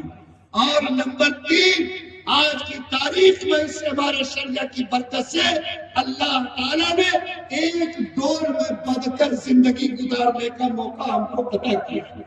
بولو یہ وہ نعمتیں ہیں جن نعمتوں کو سڑکوں پہ نہیں دیکھ سکتے، بازاروں میں نہیں خرید سکتے، دنیا کے دوسرے دکانوں میں نہیں پا سکتے.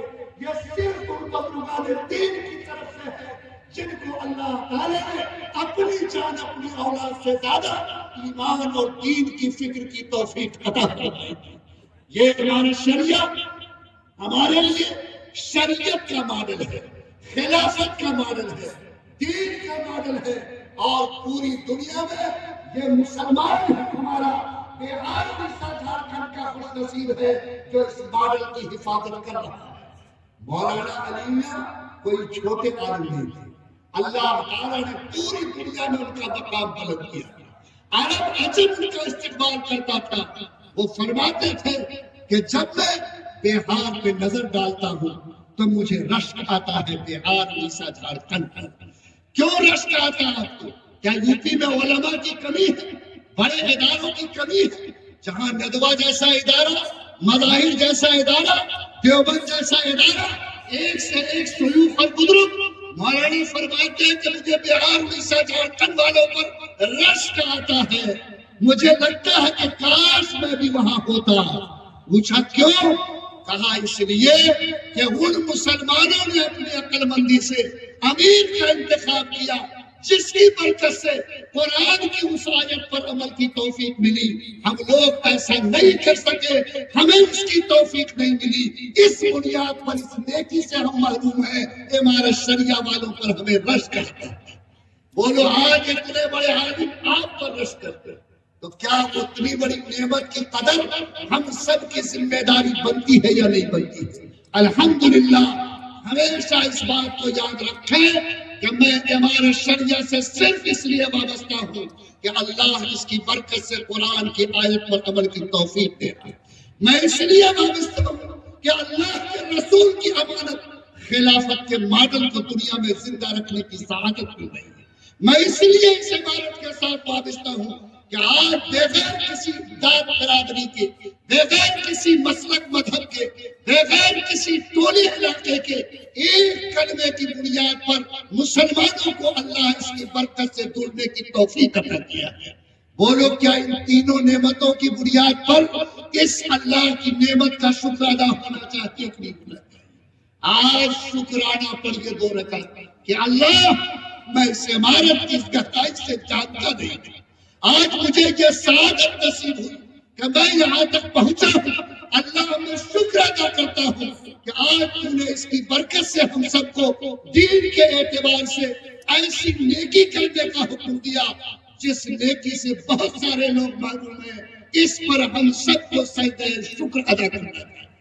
یہ عمارت شریعہ وہی ماڈل ہے اور یہی نقشہ ہے جو قرآن میں اور اللہ کے رسول نے ہم کو دیا ہے۔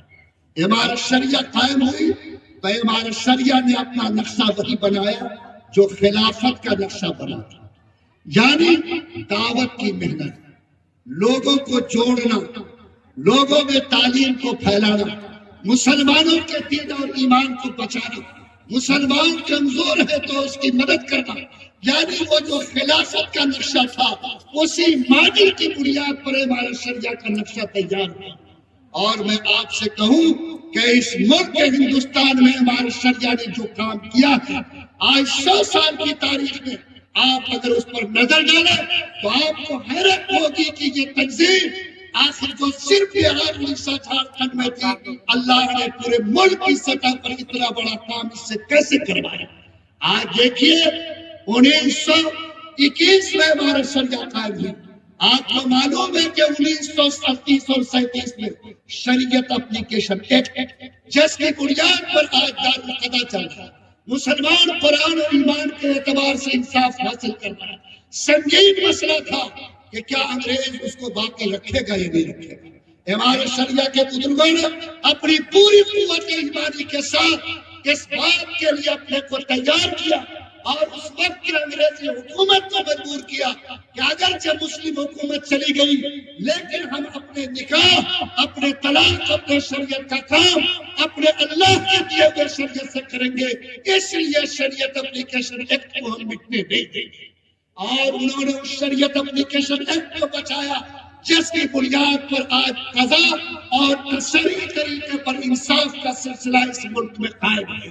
لوگوں یہ عمارت شریعہ نے آزاد ہونے کے بعد اس ملک میں آپ کو معلوم ہے کہ پورے طور پر آزادی نہیں ملی تھی، الیکشن کی آزادی ملی تھی۔ مولانا ابو المحسن سجاد نے کہا کہ ہم کو اللہ نے شریعت دیا ہے، طریقت دیا ہے، سیاست بھی دیا۔ میں کیا پارلیمنٹ اور اسمبلی کو چھوڑ دوں گا؟ انہوں نے پوری قوت ایمانی سے مسلم انڈیپینڈنس پارٹی 1937 میں تیار کیا، الیکشن میں ہار میں لڑے اور جو سیٹ ان کو آئی اس وقت میں کانگریس نے حکومت بنانے سے انکار کر دیا۔ مولانا ابو المحسن سجاد نے کچھ پارٹیوں کو اپنے ساتھ ملا کر کے حکومت بنائی اور اس وقت میں ایک مسلم شخص کو بہار کا وزیر اعظم، اس وقت وزیر اعظم کہا جاتا ہے، وزیر اعظم چنا اور اس کی اسمبلی میں مولانا نے اوقاف کے قانون کو، زرعی زمین پر ٹیکس کے قانون کو، اردو زبان کی حفاظت کے قانون کو پاس کروایا، جس کی وجہ سے اللہ تعالیٰ آج بھی کسی نہ کسی درجے میں اردو کو اور آج کسی نہ کسی درجے میں مسجد مدرسہ کو ٹیکس کی لعنت سے بچائے ہوئے ہیں۔ لوگوں عمارت شریعہ نے 1967 میں جب اس ملک میں قانون چلایا گیا کہ جو کوئی پوتا ہوگا، جو کوئی آدمی کسی بیٹے کو گود لے لے تو وہ بیٹا بھی اس کا اپنا بیٹا کے طرح جائیداد میں حصہ پائے۔ ارے گود لیا ہوا بیٹا ہوتا نہ لے پالک بیٹا، یہ قرآن کے قانون کے خلاف تھا۔ حضرت مولانا ابو المحسن سجاد رحمۃ اللہ علیہ کے جو رفقا تھے جن کو انہوں نے تیار کیا تھا اور جو ٹیم انہوں نے کھڑی کی تھی، حضرت مولانا منت اللہ رحمانی رحمۃ اللہ علیہ اپنی پوری ٹیم کے ساتھ اس کے لیے کھڑے ہوئے اور حکومت کو مجبور کیا کہ متبنہ بل کو واپس لے اور مسلمانوں کو اس بل سے الگ کرے. مسلمان کے نزدیک لائے پالک بیٹا اصلی بیٹا کی طرح جائیداد کا حقدار نہیں ہے. اسی دن مولانا سمجھ گئے حضرت مولانا منت اللہ رحمانی کہ اب ہم تو سوچتے تھے کہ انگریزی کے دور میں ڈنڈی ماری ہوگی، لیکن یہ بے ایمان سب بھی ہم کو نہیں چھوڑے گا. مولانا سن 1967 کے حالات کے بعد بے چین ہو گئے اور حضرت مولانا منت اللہ رحمانی، حضرت مولانا مجاہد الاسلام قاسمی دیوبند گئے، حضرت قاری صاحب کا ہاتھ پکڑا، علماء کو تیار کیا اور کہا کہ حضرت اب ضرورت آن پڑی ہے کہ ایک کمپلیٹ ایسی کمیٹی بنائی جائے، ایک ایسا بورڈ بنایا جائے جو اس ملک میں صرف شریعت کے قانون کی حفاظت کے لیے کام کرے. اور آپ کو معلوم ہے کہ اسی مولانا منت اللہ کی روح کی طرف آدھی مجاہد الاسلام صاحب کے علم اور عقل کی طلب کی بنیاد پر 1971 میں مسلم پرسنل لا بورڈ قائم ہوا. یاد رکھو مسلم پرسنل لا بورڈ کے ایک ایک ذرے میں منت اللہ رحمانی کا آنسو اور قاضی مجاہد الاسلام کے پسینے کی بند شامل ہے. اگر ان کی تحریک نہیں ہوتی تو آج اس ملک کو مسلم پرسنل لا بورڈ حاصل نہیں ہوتا. حضرت مولانا منت اللہ رحمانی رحمۃ اللہ علیہ قوت ایمانی کا ثبوت دیا. اور آپ کو معلوم ہے کہ 1977 میں جب اندرا گاندھی نے جبری نسبندی کا قانون اس ملک پر تھوپنے کی کوشش کی، ماسٹروں کو کہا کہ یا تو اپنی نسبندی کراؤ یا اپنے بدلے میں کسی کی کراؤ تو نوکری بچے گی. پورا ملک خاموش تھا، ایمرجنسی لاگو تھا، لیکن قربان جاؤ میرے شریعت ہمارے شریعت کی چٹائی پر بیٹھنے والے، انہوں نے دلی کے تاج کٹورا اسٹیڈیم میں اپنے سینے کا بٹن کھول کر کہا کہ اندرا گاندھی ہم تمہارے فوج کی گولی سے اپنے سینے کو چھل نہیں کر سکتے، لیکن خدا کے قانون کے خلاف قانون کو قبول نہیں کریں گے. اور تاریخی یہ جملہ حکومت کو ہلایا. آپ کو معلوم ہے کہ 77 میں حکومت کا انجام کیا ہوا اور اس کے بعد اللہ تعالیٰ نے اس جبری قانون سے آپ کو اللہ تعالیٰ نے نجات عطا فرمائی. آج وہ مولانا منت اللہ رحمانی، وہ قاضی مجاہد الاسلام جو ہمارے شریعت کی چٹائی پر بیٹھنے والے تھے، جب اسی ملک میں کورٹ نے یہ فیصلہ دیا کہ جو کوئی شوہر بیوی کو طلاق دے دے تو اس کو صرف عدت کا خرچہ نہیں بلکہ پوری زندگی بیوی کا خرچہ ڈھونا پڑے گا. یہ قانون تھا جس نے ان بزرگوں کو تڑپایا. انہوں نے آسام سے لے کر کشمیر اور کشمیر سے لے کر کنیا کماری تک ملک کو ہلا دیا.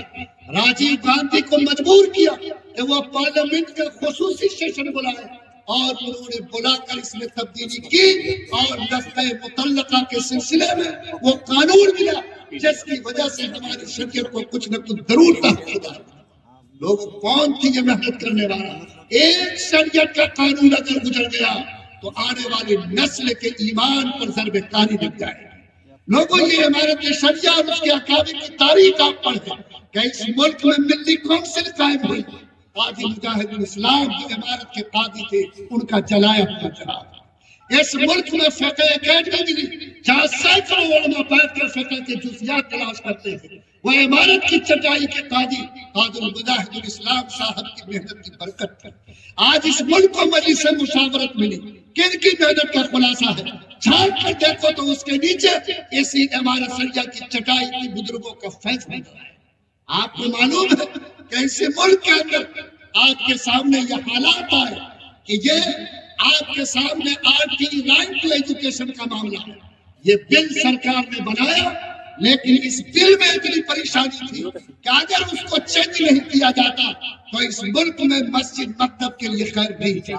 اسی ہمارا شریعہ کے امیر مولانا ولی رحمانی رحمت اللہ علیہ انہوں نے 6 مہینے تک راتوں کو جگایا اور اس وقت تک محنت کرتے رہے جب تک کہ اس کے اندر سنشودھن نہیں ہوا اور حکومت کو اس بات پر مجبور کیا کہ حکومت اس بل کو قبول کر لے جس بل کے قبول کرنے کے نتیجے میں آپ کے مکتب اور مدارس کو تحفظ حاصل ہو سکتا اور وہ رائٹ ٹو ایجوکیشن کا کام سنشودھن کے بعد کیا گیا. وہ مسجد اور مدرسہ جو وقف کی زمین پر سرکار نے یہ قانون لانے کی کوشش کی. جب وقف ایکٹ بننے لگا کہ جو بھی مسجد مدرسے کی زمین ہے اس پر بھی ٹیکس لگے اور جتنے مدرسے کی آمدنی ہوگی 30% سرکار کو چکانا ہوگا. آج تک مولانا ابو المحاسن نے جو وقت نقشے پر کام چلا، سرکار کی نیت بگڑی، ولی جگہ محنتیں کی، آج الحمدللہ اوقاف کی جائیداد ہمارے اس ٹیکس سے مستثنی۔ لوگوں آپ کو معلوم ہے کہ سپریم کورٹ کے جج نے داڑھی دیکھ کر کہا تھا کہ یہ طالبانی کلچر ہے اور اس سے طالبانی کلچر کی بو آتی ہے۔ وہاں تھا جو زبان کھولتا، پروان جاؤ اس ہمارے شریعہ کی چٹائی پر بیٹھنے والے مولانا ولی رحمانی رحمۃ اللہ علیہ پر وہ چیخ پڑے اور اس وقت تک کاٹ دو جیسے جسٹس کا انہوں نے پیچھا کیا جب تک کہ انہوں نے لکھ کر معافی نہیں مانگی، اور ہندوستان کی تاریخ میں پہلی مرتبہ کسی سپریم کورٹ کے جج نے لکھ کر کسی سے معافی مانگی۔ لوگوں آپ کو معلوم ہونا چاہیے کہ جب بی جے پی کی حکومت آئی انہوں نے کہا کہ یہ مدرسے آتنکوادیوں کے اڈے تھے، جہاں دہشت گرد تیار ہو۔ اللہ کا یہ بندہ ہمارا شریعہ کی چٹائی پر بیٹھنے والا یہ شیر کب اس کو قبول کر سکتا تھا؟ انہوں نے پورے ملک کے لوگوں کو، خاص طور پر بہار اڑیسہ جھارکھنڈ والوں کی ایک کانفرنس بلائی تحفظ نام سے مدارس کے نام پر، اور انہوں نے آواز بلند کی کہ اس تانے کو ہم برداشت نہیں کر سکتے، اور انہوں نے باقاعدہ اس کا پیچھا کیا، اتنا پیچھا کیا کہ جب منموہن سنگھ پردھان منتری بنے تو انہوں نے صاف یہ اعلان کیا کہ میں پردھان منتری کی کرسی پر بیٹھ کر اس بات کی گواہی دے سکتا کہ اس ملک کے کسی مدرسے میں دہشت گردی کی تعلیم نہیں ہوئی ہے۔ لوگوں یہ وہ سند تھی جو پردھان منتری کے زبان سے دکھائی، یہ ہمارے شریعہ کے ان چٹائی پر بیٹھنے والوں کی برکت ہے۔ لوگوں یاد رکھیں آزادی کی لڑائی میں کیا حضرت مولانا منت اللہ رحمانی کے پسینے شامل نہیں؟ کیا وہ جیل کی سلاخوں میں بند نہیں ہوئے؟ کیا عیسائیت کو بھگانے کے لیے انہوں نے منگیر کی سرزمین پر بیٹھ کر اور ان کے آباء و اجداد میں بیٹھ کر پوری قادیانیت اور عیسائیت کی دھجیاں نہیں اڑائی اور ملت کے ایمان کو بچانے کی کوشش نہیں کی؟ لوگوں کڑی کو جوڑتے جائیں گے، آپ کو یہ جوڑ لے جائے گا وہ عبارت شریعہ کی چٹائی جس کی نسبت آج مولانا ابوالمحاسن سجاد کی طرف پہنچتی ہے، جس کی نسبت مدینے کے آخری آقا جناب محمد رسول اللہ کی پہنچتی ہے۔ لوگوں اس وقت جو ہمارے سامنے حالات ہیں ان حالات پر بھی آپ غور کیجئے کہ ہمارے علماء ہمارے شریعہ کے قابل ہیں، چاہے وہ NRC کا مسئلہ آیا، UCC کا مسئلہ آیا، چاہے حجاب کا مسئلہ اٹھاؤ، چاہے اور بھی کوئی پریشانیاں ملت کو آئی ہو، جہاں تک آواز پہنچتی ہے ہمارا شریعہ آج بھی ملت کی آبرو کی حفاظت، جان و مال کی حفاظت اور اسلامی شریعت کے حفاظت کے لیے ہمارا شریعہ کھڑی ہے۔ لوگوں آپ بتاؤ کہ آج ہم سوچتے ہیں کہ ہمارا شریعہ گڑ چوڑا کیوں نہیں بانٹ سکتا، ہمارا شریعہ نے کپڑا کیوں نہیں دیا، فلاں بیگم کو وظیفہ نہیں دیا۔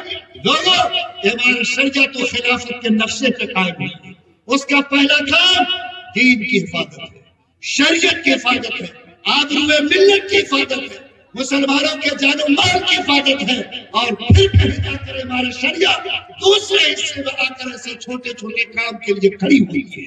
اس لیے ہمارے شریعہ کے رخ کو پہچانیے کہ یہ ہمارا شریعہ جو آپ کے سامنے کھڑی ہے وہ آپ کے اوپر ایک ڈھال ہے، وہ آپ کے اوپر ایک ایسا سایہ ہے کہ آپ اگر کہیں سے چیخو گے کوئی پکار نہیں سنے گا، لیکن ہمارا شریعہ جب آپ کی آواز لے کر کھڑی ہوگی انشاءاللہ بہتوں کو وہ آواز سننی پڑے گی۔ آپ کی متحدہ آواز، آپ کی یکجہتی کی آواز، آپ کے ایک ساتھ جینے اور مرنے کا قسم کھانے کی آواز، یہ ہمارا شریعہ کے بینر اور اسٹیج سے اگر چلتی ہے تو بلا شبہ دنیا کو اس پر کام دینے کے لیے مجبور ہونا پڑتا۔ تو آج یہ ہمارا شریعہ جس کی برکت سے شریعت کی حفاظت کا یہ کام ہوتا، بولو یہ آج ملت کی ضرورت ہے یا نہیں؟ ارے بولیے ہے یا نہیں؟ اور اس کے علاوہ جانے دیجئے کہ ملت پریشان ہو، ملت کے جان و مال پر کوئی تکلیف آئے تو ہمارا شریعہ چیختی ہے، ہمارا شریعہ اس کے لیے بھی کھڑی ہوتی ہے۔ آپ تاریخ کے پڑھنے کو پلٹ کر دیکھیے، جہاں بھی ہندوستان میں مشکل حالات آئے ہمارا شریعہ نے اپنی صلاحیت کے وقت لوگوں تک تحفہ پہنچانے کی کوشش کی ہے۔ جہاں ملک میں فسادات ہوتے رہتے ہیں، سیلاب آتے رہتے ہیں، زلزلہ کی مصیبتیں آتی ہیں، ہمارا شریعہ اس میں بھی اپنے قدم کو پیچھے نہیں رکھتی۔ جب بوڈو کا حملہ آسام میں ہوا، بے شمار مسلمانوں کی شہادت ہوئی، ہر بار توڑے گئے. امارت شریعہ کے لوگوں نے 1.5 مہینہ کیمپ کر کے ان لوگوں کو آباد کرنے 60 لاکھ روپیہ سے ان کی مدد پہنچانے کا. کشمیر میں سیلاب آیا, ہمارے بھائی وہاں تھے. میں تو کہوں کہ حضرت مولانا ابو محاسن سجاد نے اس زمانے میں فلسطین میں جو معاملہ کھڑا تھا, ہندوستان سے چندہ کر کے امارت شریعہ کی چٹائی سے فلسطین بھی اپنی مدد کی. امارت شریعہ نے کشمیر میں سیلاب آیا, لوگ حالات میں جوجھ رہے تھے, آپ کے امیر نے 70 لاکھ کی مدد ان مصیبت زدہ بھائیوں کے لیے. گجرات میں حالات خراب ہوئے, قوم کا جو آنسو پہنچا, امارت شریعہ وہاں بھی پہنچی.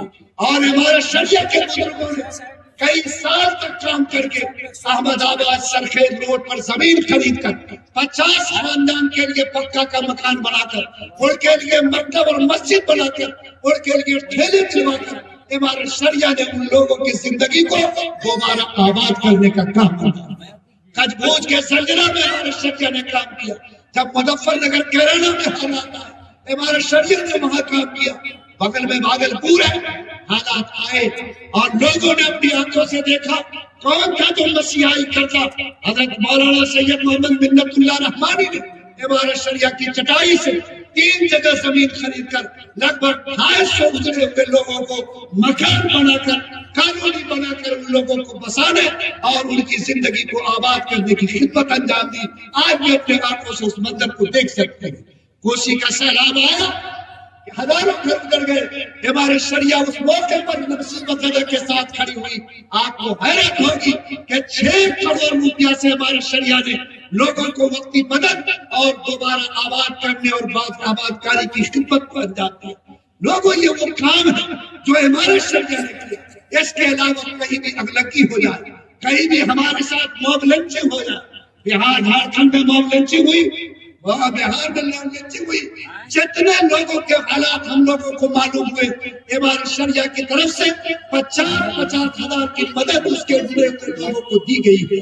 ابھی ایک امام صاحب نے حالات کو بگاڑا اڑیسہ میں, پرسوں کا مقام نادر اڑیسہ پہنچے, 20,000 کی رقم ان کے بچوں کو نقدی دی, ان کے بیوہ کے لیے زندگی بھر وظیفہ دینے کا انتظام ہمارے شریعہ نے کیا.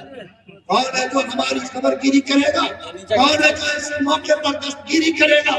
ہریانہ میں 1200 خاندان کے مکان کو بلڈوزر دے کر توڑ دیا گیا. ہم امارت شریعہ کی طرف سے آپ حضرات سے بھیک مانگ رہے ہیں. ہریانہ گئے اور وہاں جا کر 200 ایسے گھر والوں کو جن کے لیے مکان کی جگہ نہیں تھی, ہم نے کہا کہ زمین کو تو ہم مکان بناتے ہیں, وہ زمین نہیں دے سکے. ہم لوگوں نے اس کے لیے ٹھیلے خرید کر, کاروبار کا سامان خرید کر, جو لوگ جیل میں تھے ان کے بچوں کو مدد دے کر دوبارہ 200 نوجوان کو روزگار کے ساتھ کھڑا کرنے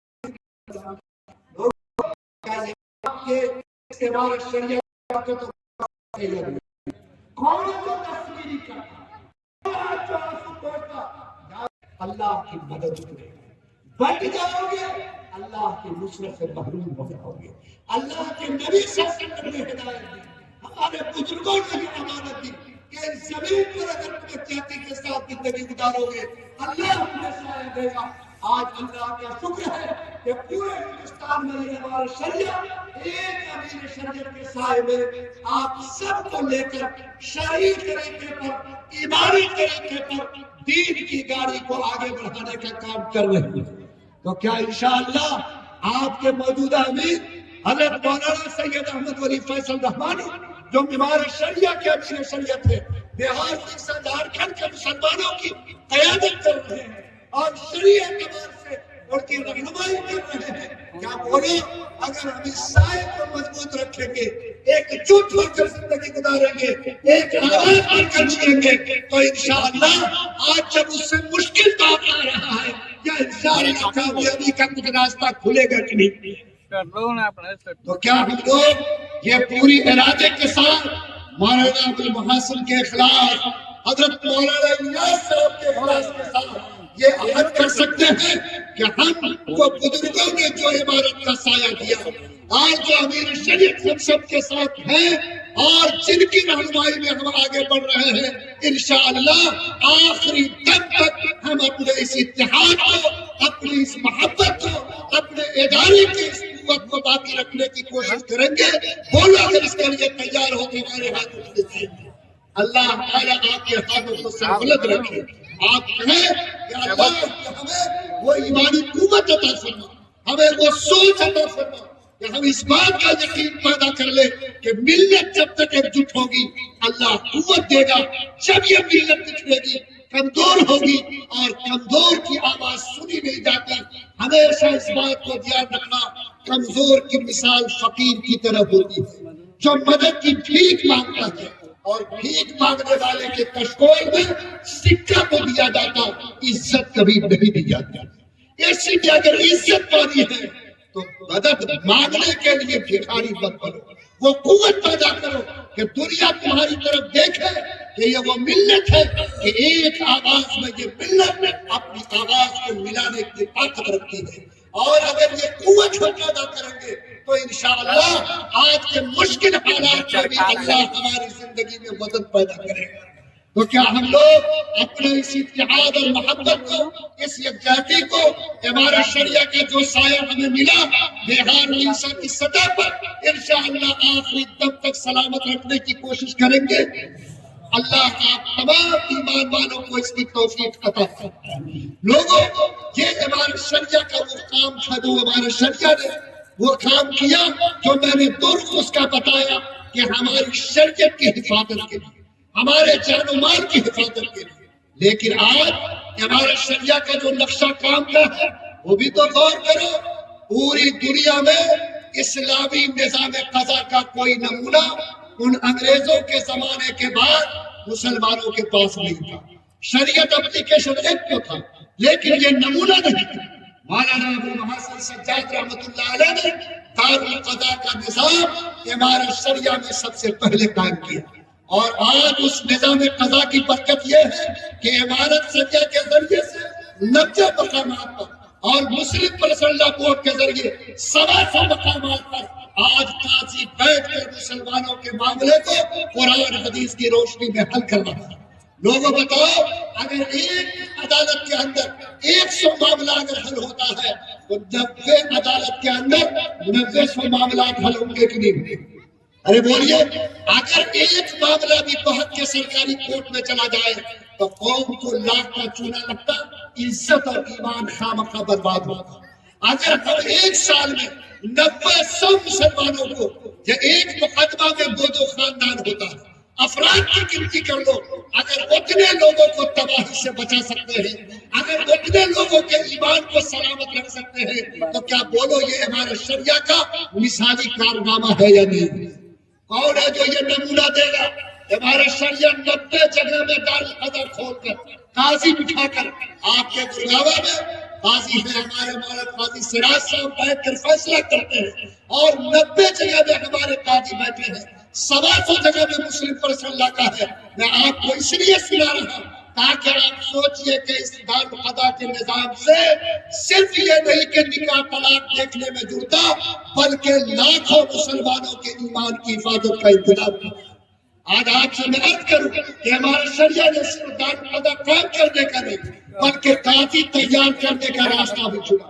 اور آپ کو حیرت ہوگی کہ آج 4 منزلہ بلڈنگ ہمارے شریعہ میں ہے جہاں قاضی مفتی تیار ہوتے, ہر سال 50 قاضی مفتی. اور یہ قاضی مفتی ماشاءاللہ کیا کرتے ہیں؟ خالی ہندوستان میں, پوری دنیا میں آپ کہیں جاؤ, آسٹریلیا جاؤ, برطانیہ جاؤ, افریقہ جاؤ, امریکہ جاؤ, اگر کہیں بھی کسی چٹائی پر بیٹھ کر کوئی مولانا اور عالم قاضی بن کر فیصلہ کر رہا ہوگا تو وہ ہمارے شریعہ سے پڑھا ہوا ہوگا, ہمارے شریعہ کی چٹائی پر بیٹھ کر سیکھا ہوگا. بولو یہ ہمارے لیے فخر کی بات ہے.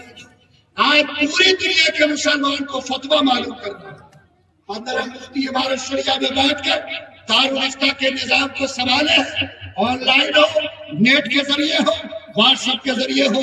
بولو دین کی رہنمائی بھی ملت کی ضرورت ہے یا نہیں؟ آج ہمارے شریعہ میں 100 علماء دعوت و تبلیغ میں جو گاؤں جا کر مسلمانوں کو جگا دے, مسجد کو آباد کر دے, برائیوں کے خلاف تحریک چلا کر آج الحمدللہ ان کو جگانے اور دین کی بیداری پیدا کرنے کا کام کرتے ہیں. لوگ آج ہمارے شریعت کی برکت سے پورے بہار اڑیسہ جھارکھنڈ میں تقریباً 22,000 ایسے لوگ ہیں جو عمارت شریعہ کے نقیب یا نائب نقیب ہیں، اور 5 لاکھ سے زیادہ وہ ہیں جو عمارت شریعہ کو 20 روپیہ سالانہ عمارت شریعہ کو قومی محصول کی فیس دیتے ہیں۔ آج بولو یہ عمارت شریعہ کی برکت سے آج اتنے لوگوں کا دل ایک ادارے سے بندھا ہوا ہے یا نہیں ہے؟